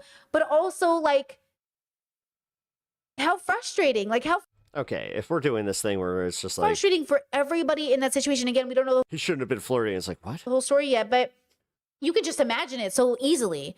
How frustrating is the situation that you think, like, you're with safe people, no one's going to do anything while they're intoxicated, and then one people that you think definitely isn't going to do anything not only does it, but then he talks about consensual flirting. Consensual flirting what? Aren't you married? What do you mean consensual That doesn't matter, actually. flirting? That doesn't matter. I've been married for a very, very long time. Me and my wife have had multiple laughs about, like, yeah, you're getting a little flirty. It's just like, eh. Do you know what I'm saying? Like, is this consensual flirting meaning your wife is in on it? Like, it's an No. open marriage? No, you dum-dum. No, sometimes flirting is just flirting. What does that even? It's one of these things where it's like you've been married and with the same person for a long time, so it's just like, damn, still got Even it. mean, right? Like, it's literally as innocuous as that, but if you're gonna fucking take it there, like, I'm gonna just call you on being kind of disingenuous and not knowing what you're talking about. when he broke it down Flirting is good for a relationship. It is. for somebody else. Like, she doesn't know what she's talking about. He asked his friend what This is coming from somebody that's been married. Like, I've been with the same woman for 22 years, and I have been married for 14 years, and I can tell you right now, that's not a fucking problem. happened. It was like he was just flirty. I could see that. I could see how that was the point of view from Not all relationships are the same. Flirting can be cheating. It would be considered From cheating. them. I would consider it cheating. Well, okay. his hand was on my Then this is a little, all right. Then I will say, then it's between them, you know, in the marriage. So in my case, we do not consider that cheating. thigh, and it did kind of move north, and I did, push it up, but We I also was not have, he was like, lines, you know, drunk, and we were just that have never been crossed. talking. I did not think I don't know, man. This is where, like, having trust in your partner and just being okay with this shit, like, it seems like a foreign entity to people. he would cross a line. My friend Ross comes over. And in her head, if she's thinking, oh, he's drunk, he doesn't know it, she's gonna push him away, but not think anything of it, because Tuesday was the 18th anniversary for you, we Pep? give people we give, I don't want to say excuse, but we give people an out of, oh, he's drunk, he didn't know. But also, she shouldn't have to be in that position. She shouldn't have to be responsible because when he's drunk, he touches people. Do you know what I'm saying? This shouldn't have to be her responsibility. Well, I mean, if that's my point, though. If this was something known and he's touching, like, the second that you do cross that line and you do this, like, you do some shit like that, that's where, yeah, that's And that's I understand that people feel like, and I, in spirit, when I agree with you. That's also when, like, if you are in, like, if you're a little flirty, that's when you just go, oh, no. Like, I've had so many moments where I'll just flash the ring and be like, no, I'm sorry. And we're not like that. That we should understand where people are coming from. Has it created some confusion in some circles? Yes. Understand that he was drunk, but also, if you are drunk and you get handsy, you shouldn't be drinking. This should Did not. she let Pollyanna talk? Honestly, yeah, you know what? Fuck it. I'm going to just bring up the Pollyanna videos because she's got a little more commentary than I thought she was going to have on this. So now we at least have, like, the background of it. But yeah, I'm going to bring up the TikTok because,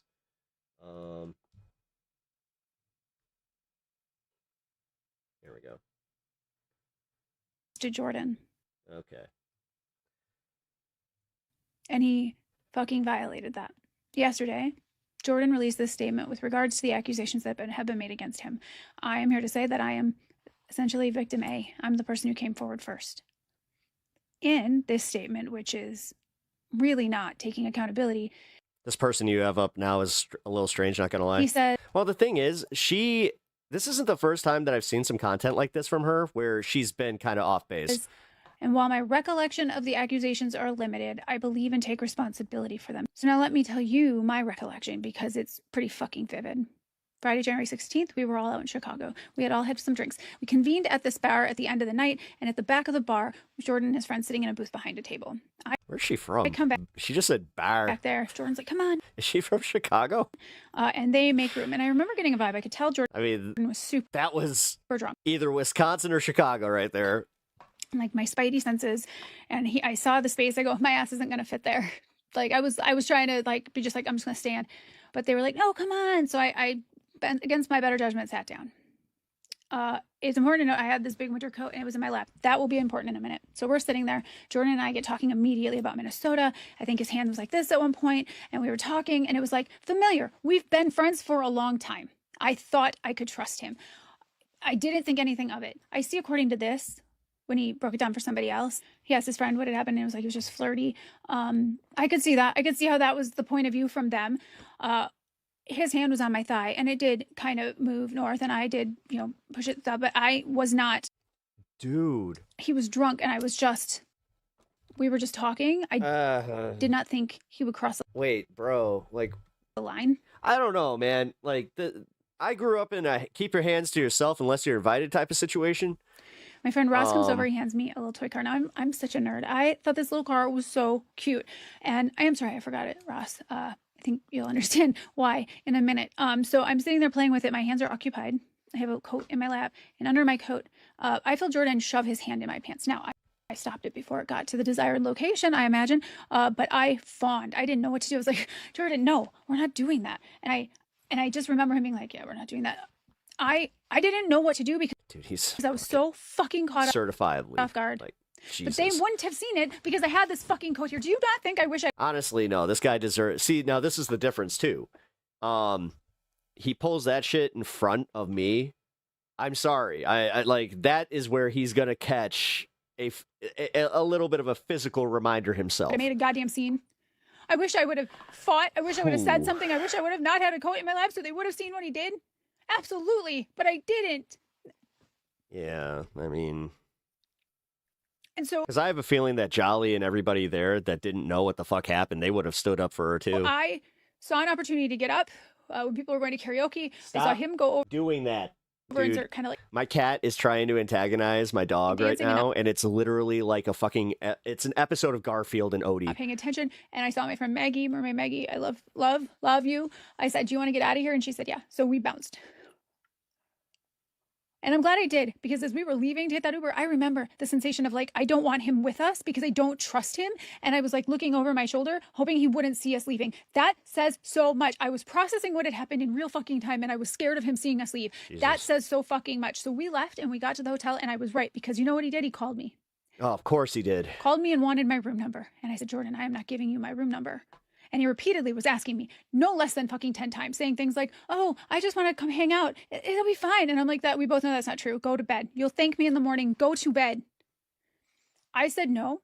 This is so messed up. At least Yeah, if you see that fucking, yellow jacket and, the sunglasses and all that, just 10 times.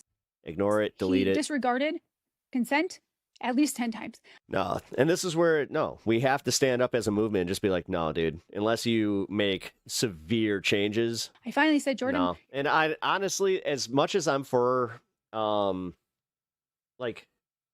reform, this is different. You're drunk. Go to bed. I don't Good know, night. And I hung man. up. Like, I woke up. it's because it's even worse that he was one of these guys that was like, again, a leftist, one of these guys that was like, I would never. In the morning to find that he had Not all men tried to call like- me, and he had said, "Oh, I can't get into my room." Bullshit.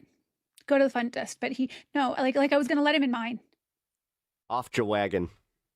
I wasn't feeling Hey, Bandit. 100%. I never drink, so like any leaves me with like a migraine and ickiness. So my friend Matt USMC and Grady, who's like my brother and one of my best friends, stopped by with some Sprite and some popcorn, and I said something happened with Jordan last night, and I need to tell you.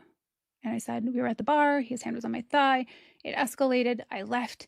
We got back, and then he called and would not accept no for an answer. I didn't let him in my room, but he tried over and over and over. And Matt didn't know what had exactly happened, but he knew that was a violation even in and of itself. I expected Jordan to talk to me Saturday. I thought he'd ask me what happened. I thought he would talk to me about what he did, It's sad that I have to have a taser in my bag. but he didn't. Didn't talk to me Sunday, didn't talk to me Monday, didn't talk to me Tuesday, until I had had Yeah. enough of the silence, and I texted him and said, "Dude, this is what you did." And again, even in that, I said it was a little flirty, and then it escalated and I bounced. I wasn't ready to admit what he had done, but I was stressing like you didn't accept consent when I said no about the room. So he calls me.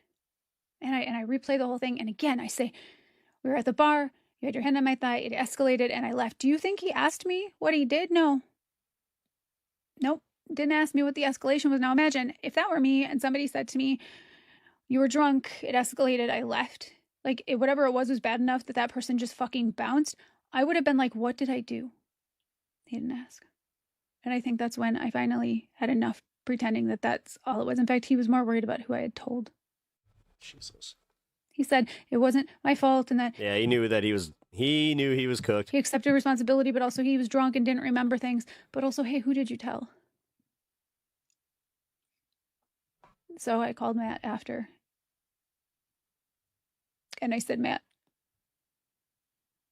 I said, "did I tell you what the escalation was?" Because I just kept calling it an escalation for 4 days. This is breaking my fucking heart. Because I didn't want to admit what my friend had done. God damn it, I didn't want to cry on the internet. And he said, Just got here. Who's she talking about? Off your wagon.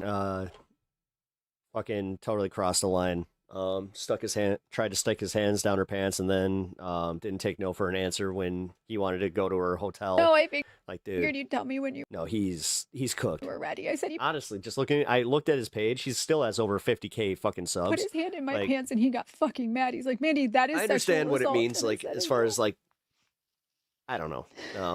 No, that's not true. Well, I said, for a short period of time, we watched TYT kind of fluctuate. I stopped it and I left and I did everything I could. I did everything. Yeah, just seeing his channel go dead would be kind of nice. Right. I mean, I don't know. Like, if this, I mean, yeah, I know. fuck. The fact that he didn't delete everything is And I insane. said, should I call Jordan and tell him? Because he claims he doesn't remember. He's like, it's up to you. But yeah. This is fucked. And I called Jordan. I said, Jordan, Like, he should have absolutely no fucking place in any of these circles. you know, I said there was an escalation and I Like, this makes me wonder, is he, like, thinking if he, well, maybe if I just make the right-wing pivot. asked you and I asked you, He's not a TYT guy. No, I shouldn't have brought TYT up. you know, do you Sorry. remember what happened? It was just literally an example of seeing, like, a controversy hit a channel and then watching them have, like, dwindling numbers. Same with Vosh. You didn't ask. But then all of a sudden, Vosh started growing, and now he hit over the 500,000. Didn't It's ask me so what the weird to escalation see was. that Do you happen. remember? He's like, no. I said, you put your hand in my. Funny enough, Candace Owens is the one that I saw recently. She was at over 6.25 million for a while there. She's at like 575 mil or like 5.75 mil, which again, great for her, great for any YouTuber. But yeah, that does kind of like bring to light. Oh yeah, she definitely had people fall off. Jordan. You know, That's what you did. You didn't like really- bro, you should never drink again after makes something you like say, that. Maddie. I dealt with something very similar like with this. I'm not going to go into details just for privacy of the parties involved. But I will just say I was at a party. I witnessed someone who I thought was a friend doing something with his partner's sister, who at the time, like, she looked so much like this sister and they're not twins, by the way, that I was just like, I didn't think anything of it. But then when I saw it again and I realized it, I flipped out. And I had some people in my life say, like, don't blow this up. Don't make a big deal about this. Kept just saying, hey, Because they were more interested in either keeping the party going or they wanted to deal with it later. But I'm so sorry. I don't. I respected my friend's girl at that time enough to just be like, no. remember, but I no. take And I talked to enough people at that party to just be like, we need to let her know. responsibility. And then I got ostracized. And I have literally, there's a few people from that friend group that they were way tighter with this guy, that they look at me and they think like I'm disgusting in some way, or like that I suck because I somehow blew up their fucking spot. It's like, yeah, you guys are horrible people. Like, if you genuinely were not like thinking at that very moment that I need to tell her that he just totally cheated on her in front of all of us, like, it was also kind of a fucking like super egregious situation where it's just like, dude, the way he did it, like, they can't. At one point, they walked around like from doing the deed, and they had leaves on their back, and they're just like, what's going on? And it's just like, I said, I don't know what to do with this. damn, Peps, that's fucked. Yeah. I have to go. And as I said, the thing that I wrestle with the most is how people tried to get me to keep quiet. And I let him go. And as people in the Chicago group found out They mad at you because you made them feel like shit because they didn't do something. what had happened, Well, maybe they need to check themselves. Maybe this fucking, oh God, I want to say his name so bad. I'm like, I almost squeezed this too hard where I could have broken it. This motherfucker sucks. I already didn't like him because he was one of those guys I always had a vibe about where I'm just like, this guy, there's something off about him. Just in general. Like, there's something, like, he walks around like his shit don't stink. other people came forward. I will not speak on their behalf. Leaves, yeah, they did this in like the back, like this was at a Halloween party. So again, like they went up this hill and like into this area that there was like a shed. Like, again, they didn't do it in the shed. They were on the ground because yeah, they had leaves all over their back. Their stories are never going to be mine to tell. But they came forward for me to corroborate my experience so that I knew I wasn't alone. But yeah, like I said, that guy fucking sucks. I was the one. And I have ran into him in other like scenarios. Like, we went to a concert and funny enough, he was with the girlfriend, like the girl that got cheated on. And he's looking at me with dirty looks. I'm just like, what? Are you mad at me because am I the reason that he's not here? Who had someone, it was only me that I'm aware of that he tried to put his hand down their pants. I've seen some videos of people saying all 4 women. No, that happened. And he used the same thing. He literally said it was because he was drunk and then he quit drinking. Now, this is where I'll say he quit drinking and they are getting married. Happened to me. There were varying things that happened to other women that were deeply inappropriate. Cheating is such a horrible thing. One of the things that really pisses me off, if you cheat while you have a family, I consider you a horrible partner and a horrible parent. No good. Cheating is disgusting. Or crossed the line, but that. Oh, if you do it with kids involved, yeah, you're fucked. What he did to me. And you're selfish. And if you this is the worst part about cheaters in that regard is how they will rewrite history, and they will always get people to fucking be behind them. It's weird. Like, they're so narcissistic, but they're like, it's the Trump shit. It's like they use the same tactics. His friend. I watched my friend's mom do that. Which brings us to today. And sure as shit, guess which parent my friend was talking shit about? I saw this video from this woman who is super not the mom fucking self-righteous and trying to defend Jordan by saying, well, he's been in the trenches. It is giving grab him by the pussy. I'm rich and I can do this. What the fuck are you talking about? Yep. She said, the guy was in the trenches in Minneapolis. Have you been there? And to that I say, yes, I have. I have been in the fucking trenches, ma'am. I have been fighting this, as has every woman that was involved. And it wouldn't matter if we were or we weren't. You don't get to give a pass for sexual assault to somebody just because Russell Brand did the right-wing pivot when his accusations came out. That's why I think he hasn't deleted his account. They're doing one thing good. I came forward because we as creators have incredible access to people, many who are vulnerable. They look up to us. They trust us. And I didn't want anyone else to experience this, because also at a lot of these things there's alcohol, and it's clear, Jordan, that you have a problem. And I hope you get help. I really fucking do. Because I have been absolutely destroyed by this. She also asked this. Jolly Ginger, where are you guys at? I want to get some support for this man. And I hope it's okay that I answer, but Jolly was on the phone checking on me. Okay. The amount of people who have checked on me. I haven't seen that part. Okay. Because Jolly understood that what happened to me was never okay. And it wasn't my fault. So you want to know where Jolly is? Why he's not on here defending someone? It's because he was checking on me. Can't remember, but there was someone who did an unwanted groin grab on Terry Crews when he was embarrassed, but he knew his civic duty to out the overprivileged guy. Oh, right. That's why Terry Crews got blacklisted. Yeah, that's right. I never That was during like the Weinstein stuff. I'm getting nothing from this. I'm not even monetized on this account. So before you're all like, it's over a minute, she's making me, no, the fuck I'm not. Yeah, it's really hard to get fucking monetized when you do political content, even if you have millions of views. I never wanted this. This doesn't benefit me. That's why I say, fuck TikTok. And lying? I have no reason to lie. There's nothing I'm gaining. I have lost. Hey, happy Friday. Hello. So much. What's up, Daniel? Now, as far as my Daniel's Sports Highlights. friendship with Do you actually like run a channel of sports highlights? Because I know that's really hard to do, because that's like one of the easiest ways to get a copyright strike is to just do a highlight channel and not have permissions. Jordan, that's done. I've removed any videos of us, any content that we have made together, because honestly, it's really fucking traumatizing to see. I don't want those memories. I thought I knew Jordan. I didn't do this to hurt him. I didn't do this to cancel him. I did this because women could be harmed based on the patterns of behaviors we saw. And I did that. Well, no, and it's also about living our morals. Like, if this was happening in right-wing circles, we would expect the same thing, so no. I knew what he did to me. Come on. I don't want there to be someone else who gives him their room number. Jordan needs help. And based on his statement, he says he's going to get it. I'm not pressing charges at this time. I'm not ruling out anything. And if he gets help, great. And if he doesn't, there are things on the table. So I really hope he does. All right. So now, because we went back, I will go to the point. I'm not going to watch all of this. Okay, so here we go. I'm just harping on the boy bubble and I keep talking about boys in the bubble. It's because of these situations. Okay, so here's another lady. This is Stella. Okay, just pause with me and go to Stella for a second. Okay. I hope I don't offend any of my fellow. She is not one of the victims as far as I know. She's just a person in this space.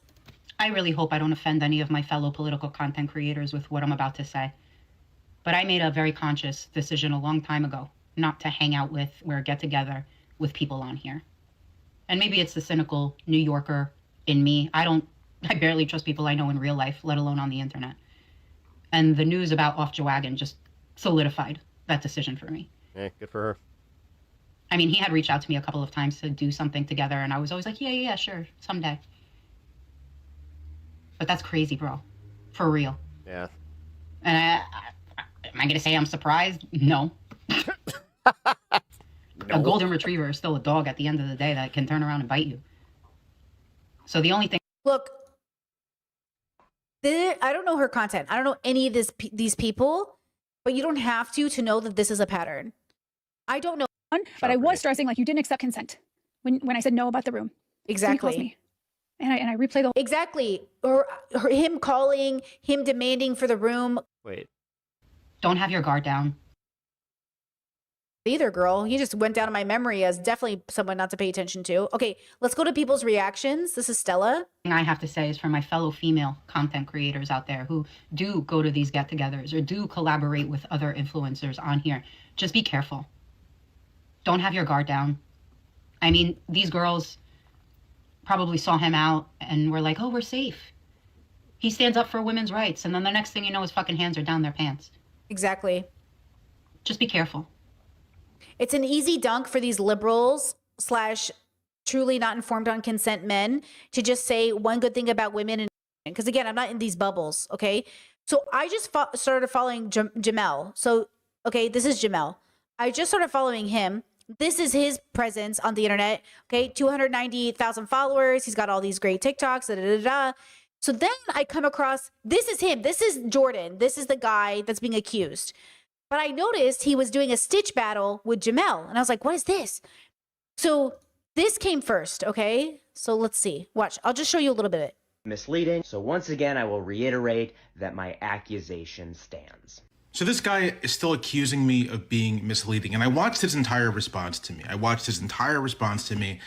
I figured out what was happening. Now, the video... Okay, hold on. Watch. Me. Came into a video I did, and this gentleman... Me. Came into a video I did about institutional investors and residential home buying and accused me, basically, of lying to my audience. So I did a video recently on the residential housing market, and somebody in the comments told me that this particular creator had debunked the Now, this is 2023. Just keep that in mind. idea that investors are driving up housing costs. Tagged me in one of these videos of him just talking. No citations, no statistics, no sources. In my ever so humble opinion, no legitimacy. Then the commenter tagged me in another video where he did... Okay, they're going back and forth, right? What he commented on and has gone through are videos that are responding to very narrow questions. I'm starting to wonder what the fuck this has to do with the broader implications with, you know, him putting his hands down Pollyanna's pants. Are very narrow comments. A narrow comment. At Bandit and Thank you for the $5. This the same Pestiny theory. They stand up for women's rights so think they are owed or something like that. Shickos. They stand for women's rights, so they think they are owed something like that. Sickos, yes. Sorry, I thought it just ended. Isn't the big problem institutional investors, right? So then what we have here is, first of all, victims, which we are devastated for. Yes, yeah, that's the guy. Like, we watched some of his videos. I remember I was like, ooh, I'm gonna follow this guy. I kind of like, yeah, I've become a fan. And we have an extra layer of the politics. It is literally the quickest I've ever subbed and unsubbed from somebody. Of it. Then we have the added layer of the ethics and morals. So the morals, personal, what do we personally do as content creators? The ethics of how to this. God, so I think it's the fact that, like, she just looks, yeah, somebody said she dresses like a child. Yeah, she literally, yeah. All right, we're done with that. We got the crux of it. But he will never be my friend. Here are 5 paths that you can... I trusted Jordan. Okay, are we not gonna... That's it? That's all? Oh, okay. I thought there was an update because it said 1 of 4. I guess it's not. Or no, it says 1 of 22. Number 1. Wait, I never wanted to make this video, but Off the Wagon, aka Jordan, left me no choice. Understanding that Off the Wagon controversy with Jordan, explore the truth behind Off the Wagon's actions. This was definitely AI. Okay, so this is, yeah, I was about to say, this is the AI generated summary. I was like, wait a minute, that's AI and a half. All right. Here we go. Florida ranks third nationally in calls for help for human trafficking, where young women and children are enslaved and abused. We're taking on Medicaid I love that everybody is dunking on her. fraud, pill mills, Nobody likes her. gangs, and more. And I'll fight to put human trafficking The only people that like her are MAGA chuds that think that they can fuck her. monsters where they belong, behind bars. Because like yesterday I was seeing a bunch of like these guys that like they had nothing of substance to say about how good she is at her job or any of these things. Just said she's hot. Bundy, but she's not. our Attorney General. Well, that aged like hot, sour fucking milk, didn't it? Well, that aged like fucking sour milk. He even added hot sour milk. Welcome back to the channel, everybody, and I'm sure by now you've all seen old Scam Bondi's absolutely magnificent crash out in that congressional hearing as she absolutely and brutally embarrassed herself, MAGA, and the Trump administration as she lost her mind emotionally, ranting, raving, screaming at pretty much all the senators for the majority of that hearing, making arguments like pedophilia is okay as long as the Dow Jones is high, and fuck them kids. The Dow is 50K. Attacking a Jewish congresswoman whose grandpa died in the Holocaust for being anti-Semitic. Wow. But one of the things that hasn't got as much attention, I think needs to, is one of the parts of that hearing really showcased how the Department of Justice and the FBI have not only been trying to protect pedophiles, but have been actively trying to intimidate, silence, and attack the victims, and have been doing so for years. And that's what I'm going to show you in this video today. So don't forget to like, comment, subscribe. Helps the channel. Let's jump into this thing. Let's talk about it. Okay, so one of the biggest, most important parts of this hearing, I'm going to say it just was a back and forth between Thomas Massie and Pam Bondi, where Thomas Massie showed that the Department of Justice released dozens of the victims' names, which was illegal for them to. Bondi acted just like Trump. Are we sure it wasn't Trump wearing a long blonde wig? But it was also done on. My favorite one that I saw was the fact that apparently Caroline Levitt and her are the same person, and they interchange their personality for whatever Trump's needs are. Purpose. And very, very bizarre to think about the fact that the Department of Justice has redacted all of the pedophiles' names, but has released the names of the victims. Now, why would they? Yo, gonna hang at DJX stream for a bit? Cool. Just so you know, I might not be here when you get back, and I'll probably be on this space. We'll talk about that here in a second. Gonna be heading there around 8 o'clock. Well, let's watch this clip first. Thank you, Mr. Chairman. Behind me, I have 3 documents from the DOJ production that are emblematic of the massive failure of the DOJ to comply with the Epstein Files Transparency Act. To my right is an email that was sent by the victims' lawyers to the DOJ. It was a list of names not to redact, a list of names not to release. What did the DOJ do with this email? They released this email in the document production. Literally the worst thing you could do to the survivors, you did. And they're getting phone calls. A lot of these people didn't want to be known. And we know you touched the document because you redacted one name and you redacted the Pep, did you see Massey Twitter account? No, I didn't. Is it worth it? lawyer's name, but you left the survivor's name. Like, what happened? What am I looking for so I can just type it in and kind of get right to the crux of it? I don't want to search through all of Massey's tweets. The next document I want to show you, that was in the title, the victims' survivors' names, all right? The title of this one is Child Sex Trafficking, Co-Conspirators, fully redacted. Now, did the Department of Justice and Pam Bondi just accidentally make a little whoopsies? Didn't mean to do that. Sorry that we released all the victims' names, even though we redacted the lawyer. What? Sorry about your Sultan, bro? Wait, what? This is real? Thomas Massie replying to Stephen Chung. Sorry about your Sultan, bro. Dubai CEO named in Epstein files resigns from DP World. What the fuck? And then he said, sorry about your Sultan, bro. Okay. His name in one of the victims, so you very clearly was that what you meant? Did it on purpose. Now, why? Oh, he's ensuring us that he's not going to unalive himself. Might they have done it on purpose? Well, where? I joined Caitlin Collins this week to provide. Blah, blah, blah, blah, blah. If you're viewing Epstein files, you can don't forget who. For those of you that really tried and trying to keep notes in them, can you and people vote?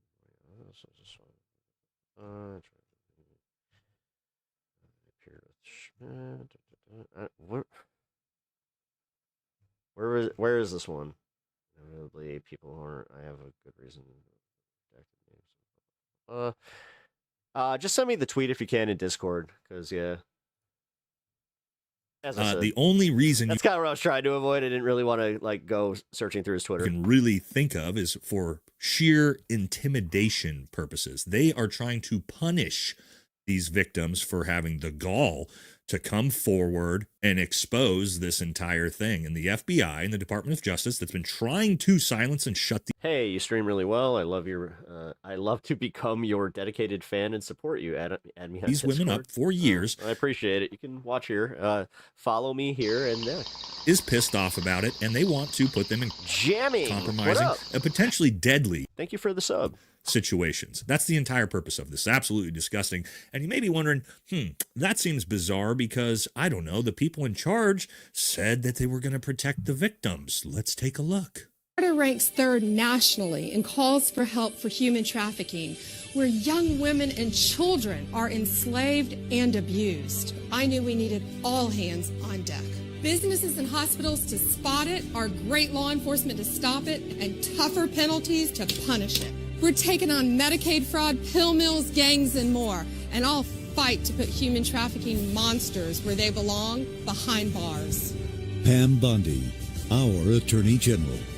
Well, that aged like hot, sour fucking milk, didn't it? But she wasn't the only one that promised to protect victims and stop human trafficking. But who else promised to protect the victims? I don't know. Let's take a little trip down memory lane on Joe Rogan's podcast. Ah, that's right, old cross-eyed crash-out Patel. What did he say about the Epstein victims a year ago? We're not going to re-victimize. Rand Paul's a total tool, though. He likes to pretend he's making a stand before backing down. Yep.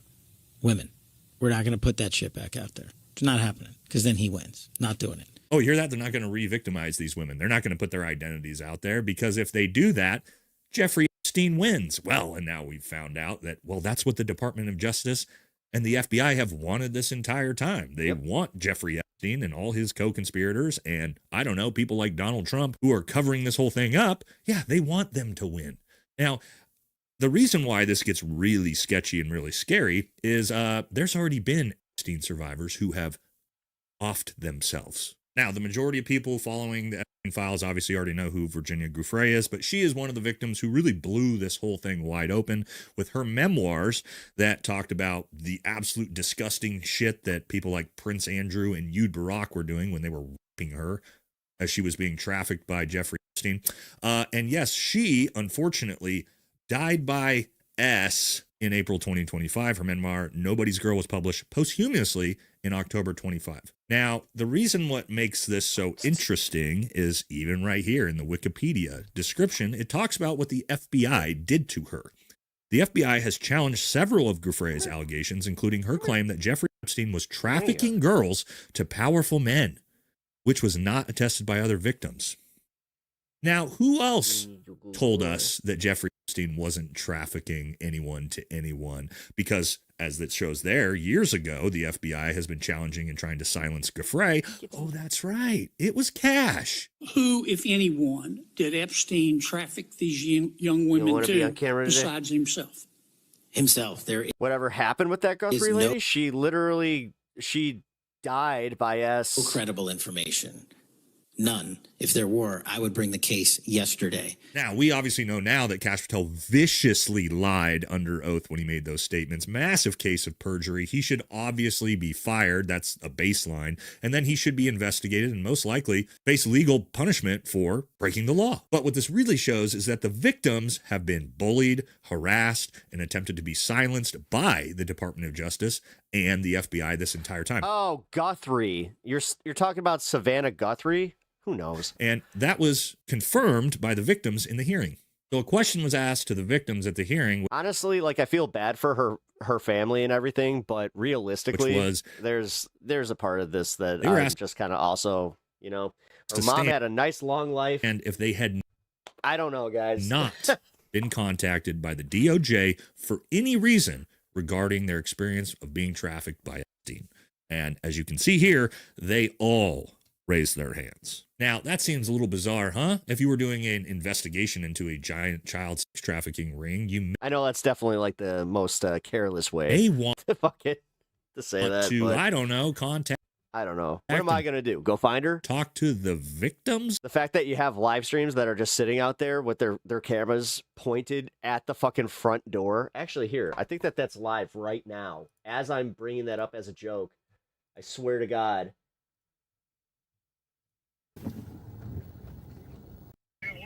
Protection. $1,000 reward, he says, but he.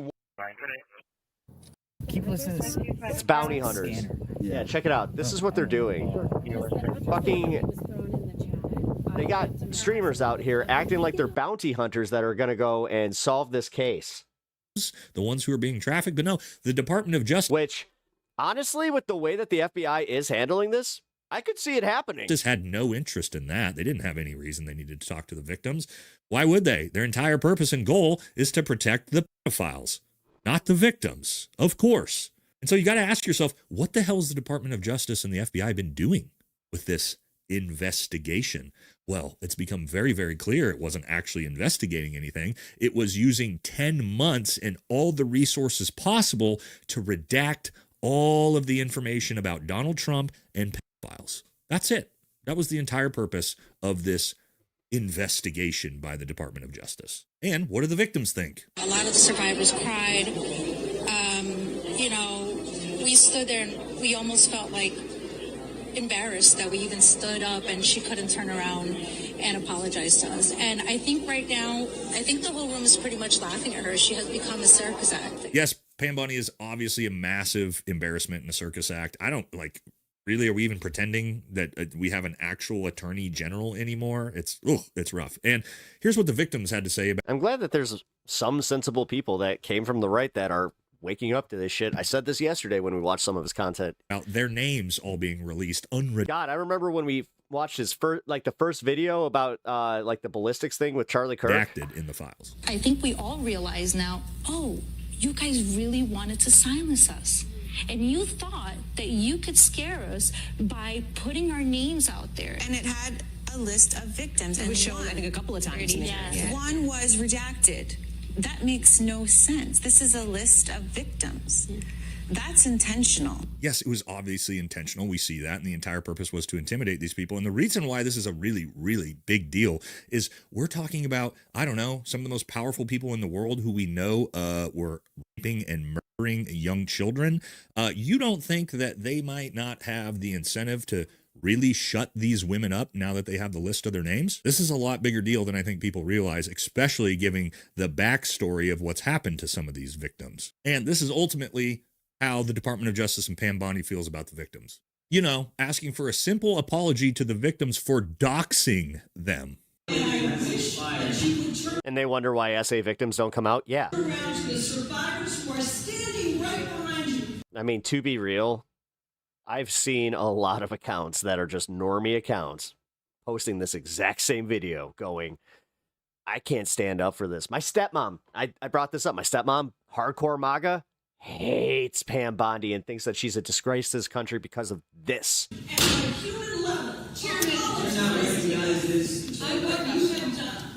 So Pam Bondi laughs and says, I'm a professional. That's why she won't apologize for her department. She's bad bunny. Her bad baby. Doc. Catch me outside. How about that? Seeing these victims and putting them in serious danger. Well, my favorite part about that clip, I'm sorry, you want me to catch you where? Like he wanted to keep going, like, what are you, some kind of squirrely little squirrel or something? Are you going to be jumping all over the room? Stuff. But don't worry, she spent all the resources she could to make sure the actual files How about that? were protected and their names were redacted. Now, at this and now she's a millionaire. point, some of the most pathetic shit you're going to see is what you do with your life. Of course, coming from male MAGA talking heads. And think about this, guys. There is nothing more pathetic to me than the type of man. Trump should have gotten rid of her a long time ago. The fact that he is just standing behind all these people, like, he is showing his ass where it's like he needs sycophants more. And like, I hate to say it, it's kind of like him needing them more than they need him at this point, which that's never a good dynamic for power. I mean, go out of his way to do mental gymnastics over the top to defend and protect files instead of wanting justice for the victims. So, you know, people like Matt Walsh and Benny Johnson and Officer Tatum who are doing everything they can to attack. That's Matt Walsh without a beard. Attack the victims and defend the files. What you guys should probably do is reach down into your pants, grab your little baby nut sacks, see if you got any nuts left, and maybe do the right thing. And if you can't find your nuts, I'm sure Benny will help you. But for the rest of us, as you can see, we aren't putting up with this shit. And we actually do want justice for these young women who were trafficked and raped by a bunch of billionaire pedos. Now, what's going to happen next? Well, the survivors have now announced that if the Department of Justice does not unredact the perpetrators... Thanks for the $5, man. At Bandit see $5. I saw a meme during COVID. Does government stay inside MAGA? Catch me outside. How about that? The pedophiles' names, they are going to start naming names. Now, I'll tell you this is absolutely unacceptable. The burden of exposing these disgusting people should not fall on the victims of assault and rape, especially when they were young girls, teenage girls, when this happened to them. The burden of that falls on the justice system in America. This is the United... Replying to Hassan, not Hassan Abi or Hassan the Hun, but Thomas Massey, I am not ascidal. I eat healthy food. The brakes on my car and truck are in good shape. I practice good trigger discipline and never point a gun at anyone, including myself. There are no deep pools of water in on my farm, and I'm a pretty good swimmer. Wow. States. And yeah, that's a real tweet. Of America. And that was sent 5 hours ago. Our justice system is not only not getting these women justice, it's I'll bring that up actively here in a doing minute. everything in its Actually, power you know what? Fuck to it. Sorry, like, I finally found it. Yeah, guys. All right, so as you can see here, I'm not ascidal. I eat healthy food, blah, blah, blah, blah, blah, blah, blah. Thomas Massey is not ascidal and must protect him at all costs. Warns us he's not. U.S. politics is hard to follow, especially since it's been revealed a swath of it is under the control of child trafficking demon elites. Thomas Massey stands out alone in this country and has been instrumental in bringing the Epstein files to the world. He is telling everyone he is not ascidal. He wanted that for the record. Thomas Massey reassures the public that he's not ascidal. This just in. Food. Blah, blah, blah, blah, blah, blah, blah. I learned so much on X. Wow. Okay. You were right, Etch. You were right on. The people that abuse them. And that is something that we're not going to Roe? accept, even if MAGA... Did he mention, like, did Roe put out a... God damn it. Wants it desperately. And a so thing. thankfully, outside of a small group of MAGA that there are left, the vast majority of Americans have put their foot down and said, we want accountability, and it's not going to stop. It's going to get uglier and uglier. The victims are going to start putting out names. Congressmen like Thomas Massey are going to continue to go in and see the unredacted files and continue to put out names. And I can promise you this is the death of the Trump administration. There will be no recovering from this. Oh, that was music to my ears. Guys, we watch a lot of shit on this channel, and we go through a lot of bullshit. God damn it, that felt good to hear from a fucking right-winger. Everyone attached God damn to it. Donald Trump and the Trump You know, if that came from anybody on the left, yeah, it's just words. is But politically that right there. dead. You will see that in 2026, and you will see that in 2028 when J.D. Vance has no shot at the presidency because he's tied to the Epstein case. They're all tied to the Epstein case. When we look back 50 years in history, synonymous with DJX ended stream. Donald Trump's name, sorry, his picture will have Jeffrey Epstein right next to it. So for MAGA, you might want to wake up quick because you're going to go down with the ship too. Yup.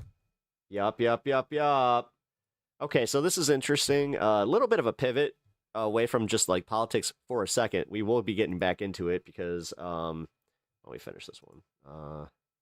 Oh yeah, the Asmund Gold drama too. Fuck. You know what? I might have to. I gotta pick and choose here because what do we got? Hunter Hess, Team USA. Because Luke Beasley was on Piers Morgan, but I'm not even sure if it's really that interesting. Yeah, it's about transgender athletes. I don't give a shit about that. Fucking so over it. As a matter of fact, you know what? I'm happy not to platform that one because I am just over that shit. Ooh. Man, I'm just being honest, bro. I'm not attracted to my wife after us having kids. Like, she used to be in shape before we started having kids, but now it's like she doesn't even care. She doesn't want to go to the gym. She doesn't want to eat right. She's lazy. Like, I'm over here working out. You know what? I know a guy like this. And she talks. He cheated on his wife, who was the breadwinner. Now he's living in an extended stay. I'm too tired. Very, very much the same person. I don't have time. Bro, you make time if you really care about yourself. Hell, you'll make time if you really care about me. All right, fellas, let's talk about it, man. Your wife's physique changed after you started having kids. I feel like I can end the video right there because, duh. Like, the obvious thing is her hormones are all over the place while she's pregnant, so there's that. Also, her body naturally stores extra fat, especially around the hips, the thighs, and the belly, to have energy reserves for breastfeeding. And after the baby's here, there's sleep deprivation, there's no time for the gym, there's extra stress. It's not easy. You just literally fucking named all the reasons that they cannot. Oh, I know y'all are like, bro, all those things are just excuses. I'm in the gym every day. Well, number one, that was probably already your lifestyle before having the baby. And number two, you didn't have to carry and create this he's doing a character. Thank God. Baby for 9 months. So yeah, it ain't as simple as just go hit the gym. Her whole system got rewired. So before you start complaining, just know that her body literally went to war. No, I just realized that he was doing a bit. No, it's a bit. It's a bit. And he did good. He got me. He got me. So respect it. Support her. Be patient and help her get this guy's actually based. back in time when she's ready. Good for him. Here's some things that my soon-to-be ex-husband used to do that I didn't realize wasn't normal until after I left.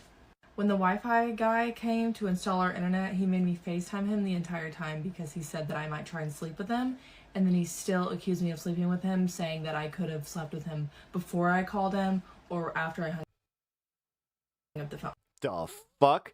Didn't tell me happy What the fuck? birthday until right Damn, I knew these guys were insecure as fuck. before I fell asleep on my birthday 2 months after we got married. Gaslit and manipulated me into not having a job and said, I just want you to be a stay-at-home wife. And then when like money problems would come up or any kind of issue with me would come up, he would complain about how I didn't have a job and how I'm just mooching off of him. Only came home and ate dinner with me maybe twice a week because he was at his parents' or his brother's house. He did not get me he was cheating on you. a Christmas He was totally cheating on you. present, but instead he gave And he was possessive of you, and that's why he did that. I'm surprised that she didn't see the...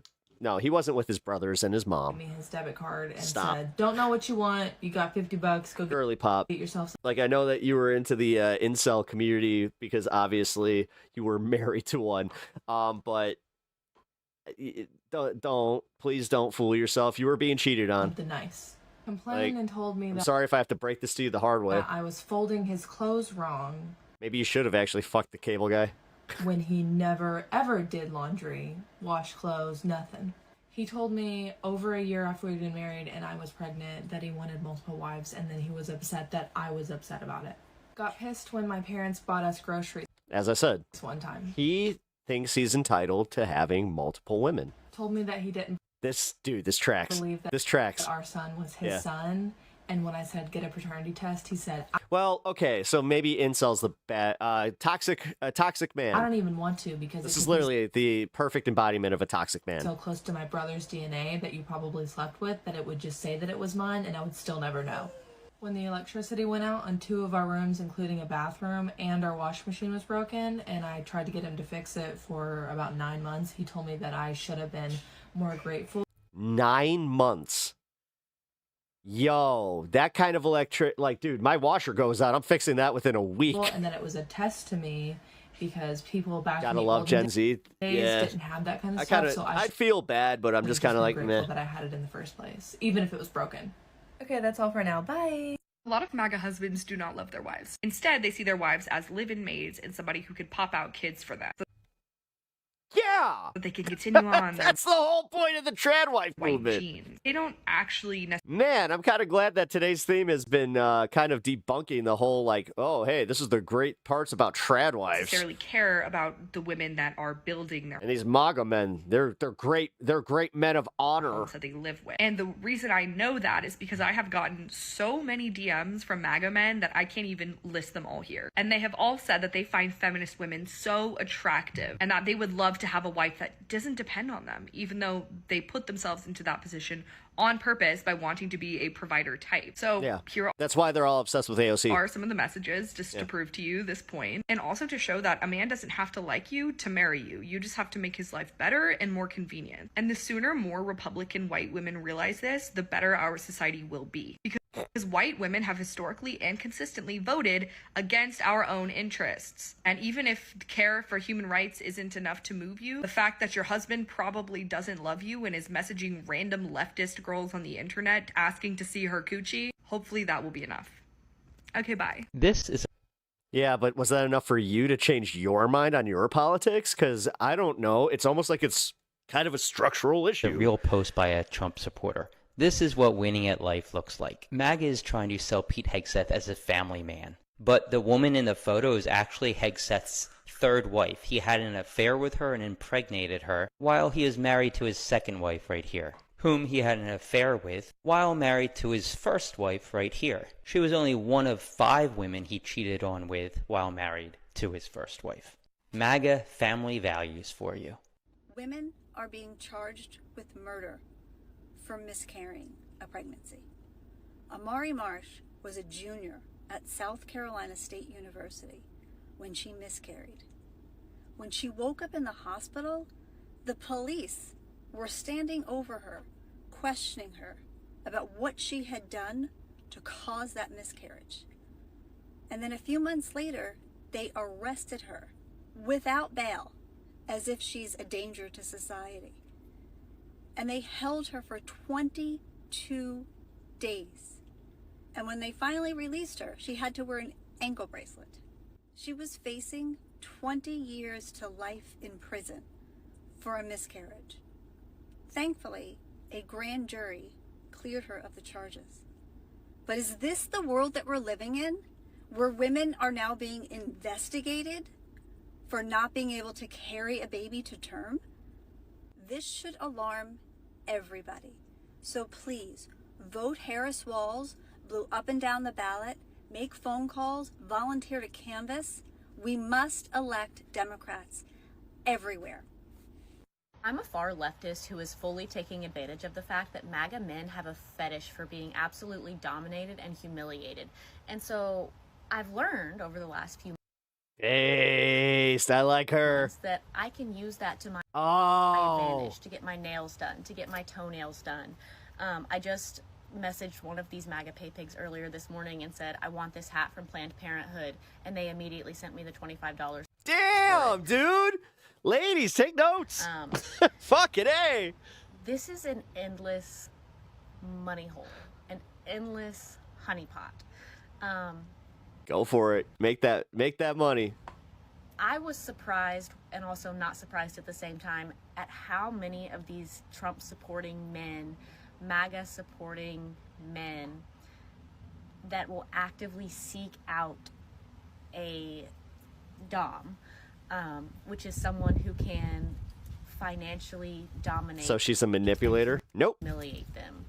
And so No, she's playing into fetishes that are already there. best believe I take advantage of that Yeah, no. shit because No, get it, girl.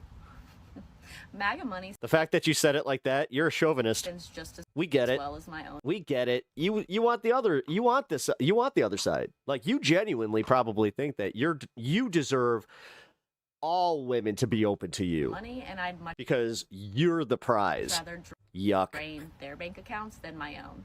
Anyways, I like my nails. She's an interpreter. I think I recognize her. Hi, I'm so, Kylie, and I think I just yeah. figured out why so many young boys are being radicalized. Just conducted a social Pretty sure she has a OF. experiment where I literally signed out on my YouTube profile, so there was zero trace of any of my previous history. Not that that's a bad thing at all. Went in a private browser and searched YouTube. I typed in feminism, and the first 4 videos that came up were anti-feminist, including a famous Red Pill podcast. It was the first or second search item that popped up. Even if young men go in innocently trying to learn about feminism, they are immediately exposed to anti-feminist, misogynistic content. I also looked up debate with women, and instead of something coming up related to politics, like with AOC or Hillary Clinton or Kamala Harris even, Red Pill content came up immediately, like man dominates woman, Candace Owens versus 20 feminists. Yeah, and this isn't just tagging.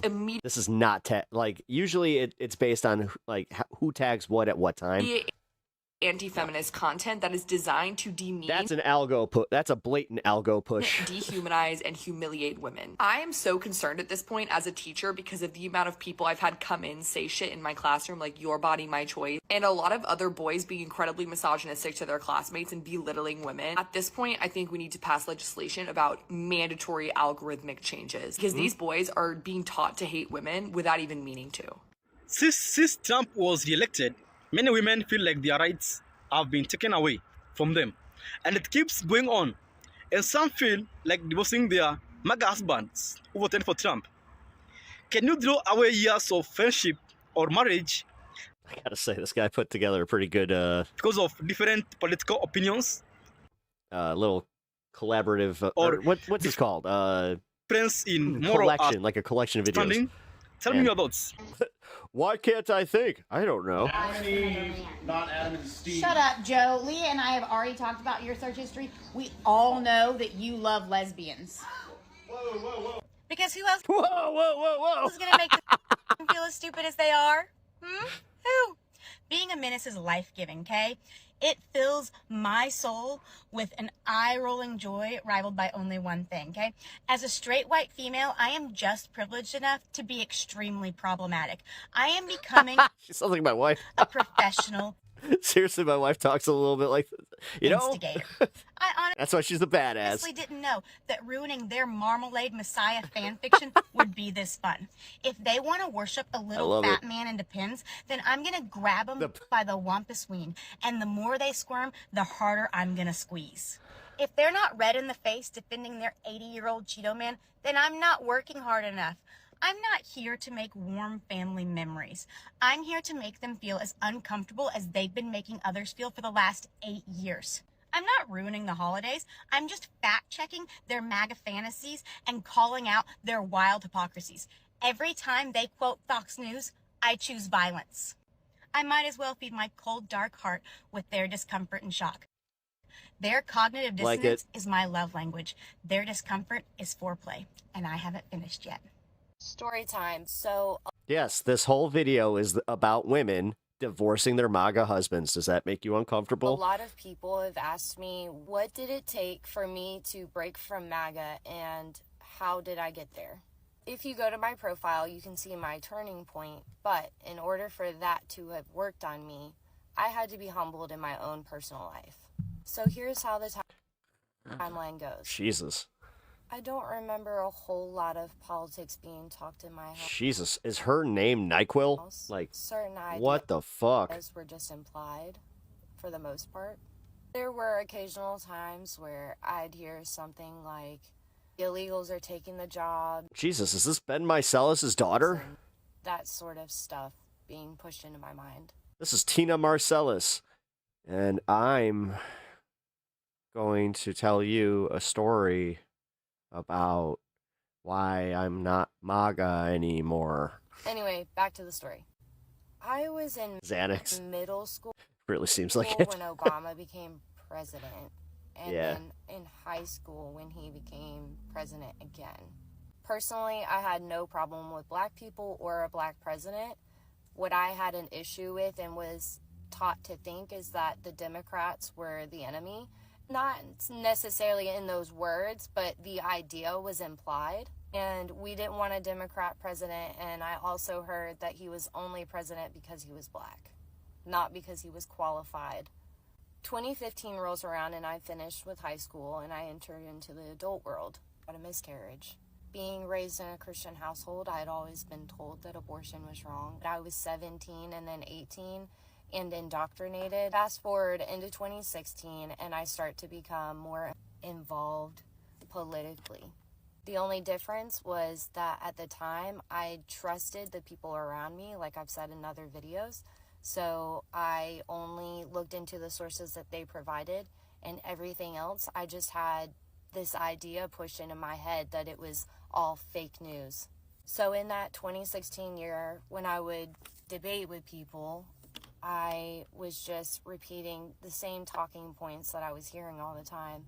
And anything that was provided for me or Oh to my God, me, her video's like the longest believe it one. because I was told not to What the believe it. That's how fuck? That's too indoctrination much. works. Yeah, got it. Nah, you're welcome, I guess. Sharing that Nick Fuentes video about him bragging about saying, "My body, my choice," and then adding you crying to the video. As an ex-stripper, I am going to tell you about the demographic, specifically the MAGA men, okay, and how they really are and how they really think so that you can quit being a victim. There is a reason why. Oh shit, I just realized what time it is. All right, so what's gonna happen is we're gonna wrap this up in a minute here. However, I'm not gonna be able to do the 420. So what I'm going to do is we're gonna do that now. So I can go into the game being a little bit, lifted. I'm probably not going to be the greatest at the game because of it, because it is kind of a knowledge-based thing. Held in Milwaukee. Yeah. Even let's outside celebrate. of working at the strip club, I worked in roofing sales. I was the only woman and the only black. I worked with nothing but white, conservative men. I purposely drank with them and had one beer while they got plastered, and they revealed all their little gay loving secrets to me. Them having songs for one another. One of them literally told me how they went to a gay bar in Colorado, because I'm also and he loved not the great fact at that someone timing was this. paying for his drinks. The man was paying for his drinks, and that Whatever. if it came We'll just down go with to it, he would be willing to let 420 another man 420 somewhere. stick his thing in there so that way he could have that man spend money on him. Ladies, everything that these men are telling you is a projection. Stop being a fucking victim. Stop wasting your tears on these men. If you ask any dominatrix, any dominatrix, their clients that want to be subbed the most are these MAGA conservative men, okay? It's a projection. This is also why they are so holier than thou, because it's a projection. It's a projection to cover up what they really want. They want to be dominated over, okay? They want to be dominated over. And so in order for them to hide that, they have to say things like, your body, my choice. The men who are typically the loudest when it comes to this type of stuff are always going to be the men that are hiding something, it's something and it's a way that they're living their life and they don't want you to know. So what do? They want to make you scared and make you be fearful. Stop being scared and I don't know, this tuber's cool. Stop being fearful. They want you to be a victim. They want you to be scared. They want you to be crying. Stop giving them what they want. Stop giving them. Oh my God, why are these so long? Dude, he found like the 10-minute ones. Like, Jesus Christ. Yeah, okay, we get that, man. Holy crap. What's up, y'all? Hope everybody out there is having an awesome day. I have a whole bunch of breaking news here to get to for you. So let's start with this. We have Jesus. Okay, never mind. I misread that. I thought this was a 5-minute video, not a 50-minute video. They want to make you. You know what? Screw it. We're just gonna chill here for the little bit here.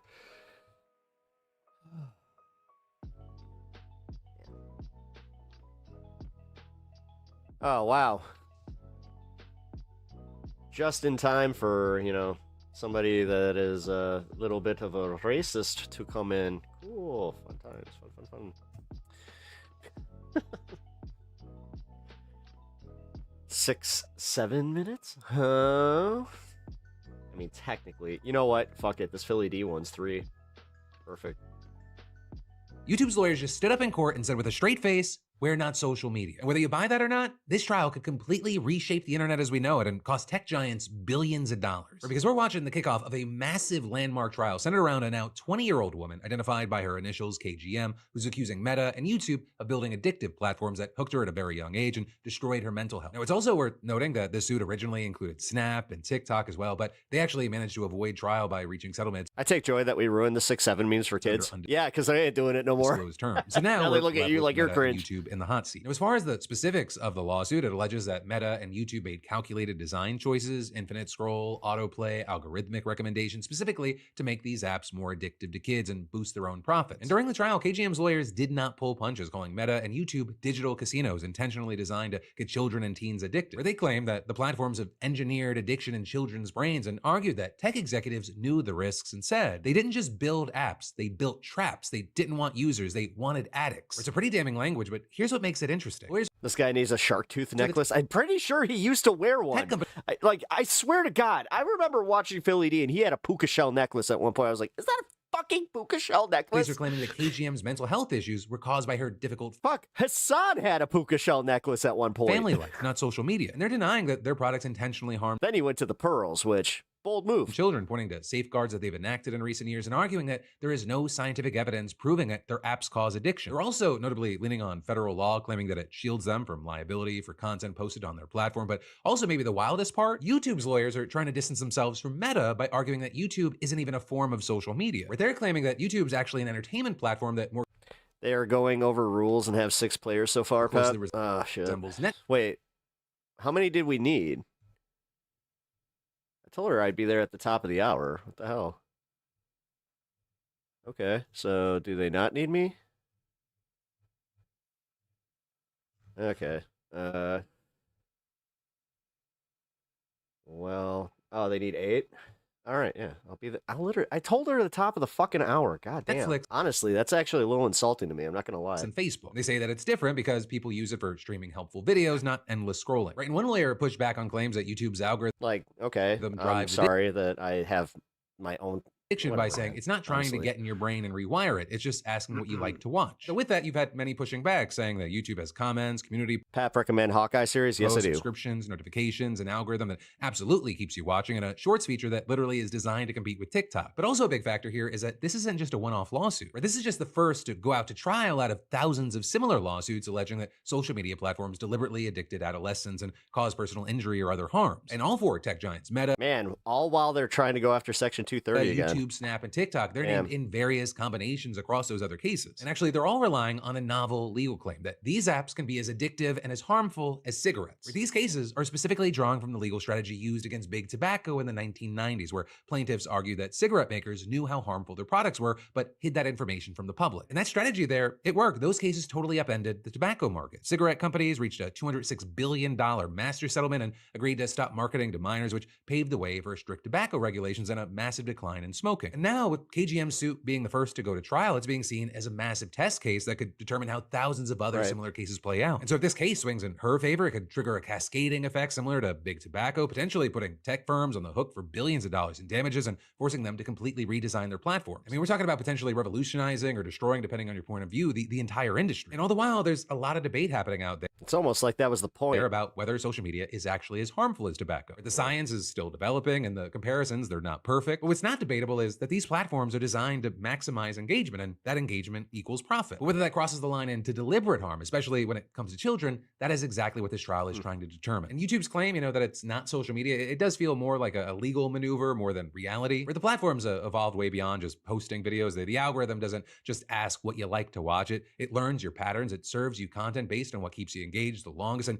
uses psychological triggers to keep you coming back. But it seems like someone could easily argue that's not passive entertainment, that's active engagement optimization. But, with all that, this is the Philip DeFranco. Yeah, we'll see. We'll see what happens.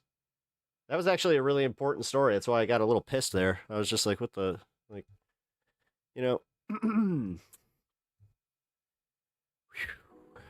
to say nothing. I'm not going to say nothing. All right, guys. Well, I'm going to wrap up the show. It's time. I got to head off to this space. We'll see if I'm actually on, though, because honestly, if that's how it's going to be. I'm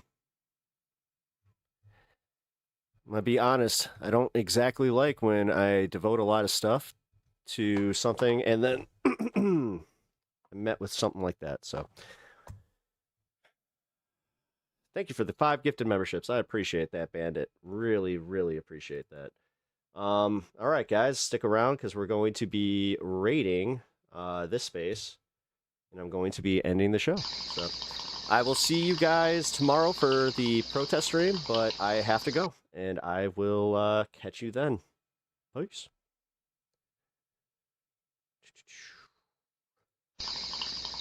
Who the heck is Pep Talks? I'm not gay, but I fantasize about Marco Rubio. Pep Talks. Pep Talks. Pep Talks. Let's eradicate the Kung Flu. I'm literally coming. Pep Talks. Pep Talks. Who the heck is Pep Talk? They want our women. They want our children. Pep Talk. Sometimes no means yes. Grab them by the Pep Talk. Grab them by the Marco Rubio. Obama is a racist. Pep Talk. I'm literally coming. I'm literally coming. Pep Talks. We found weapons of mass destruction. My fellow Americans, it has been confirmed today from Pep Talks that we are indeed all high on politics.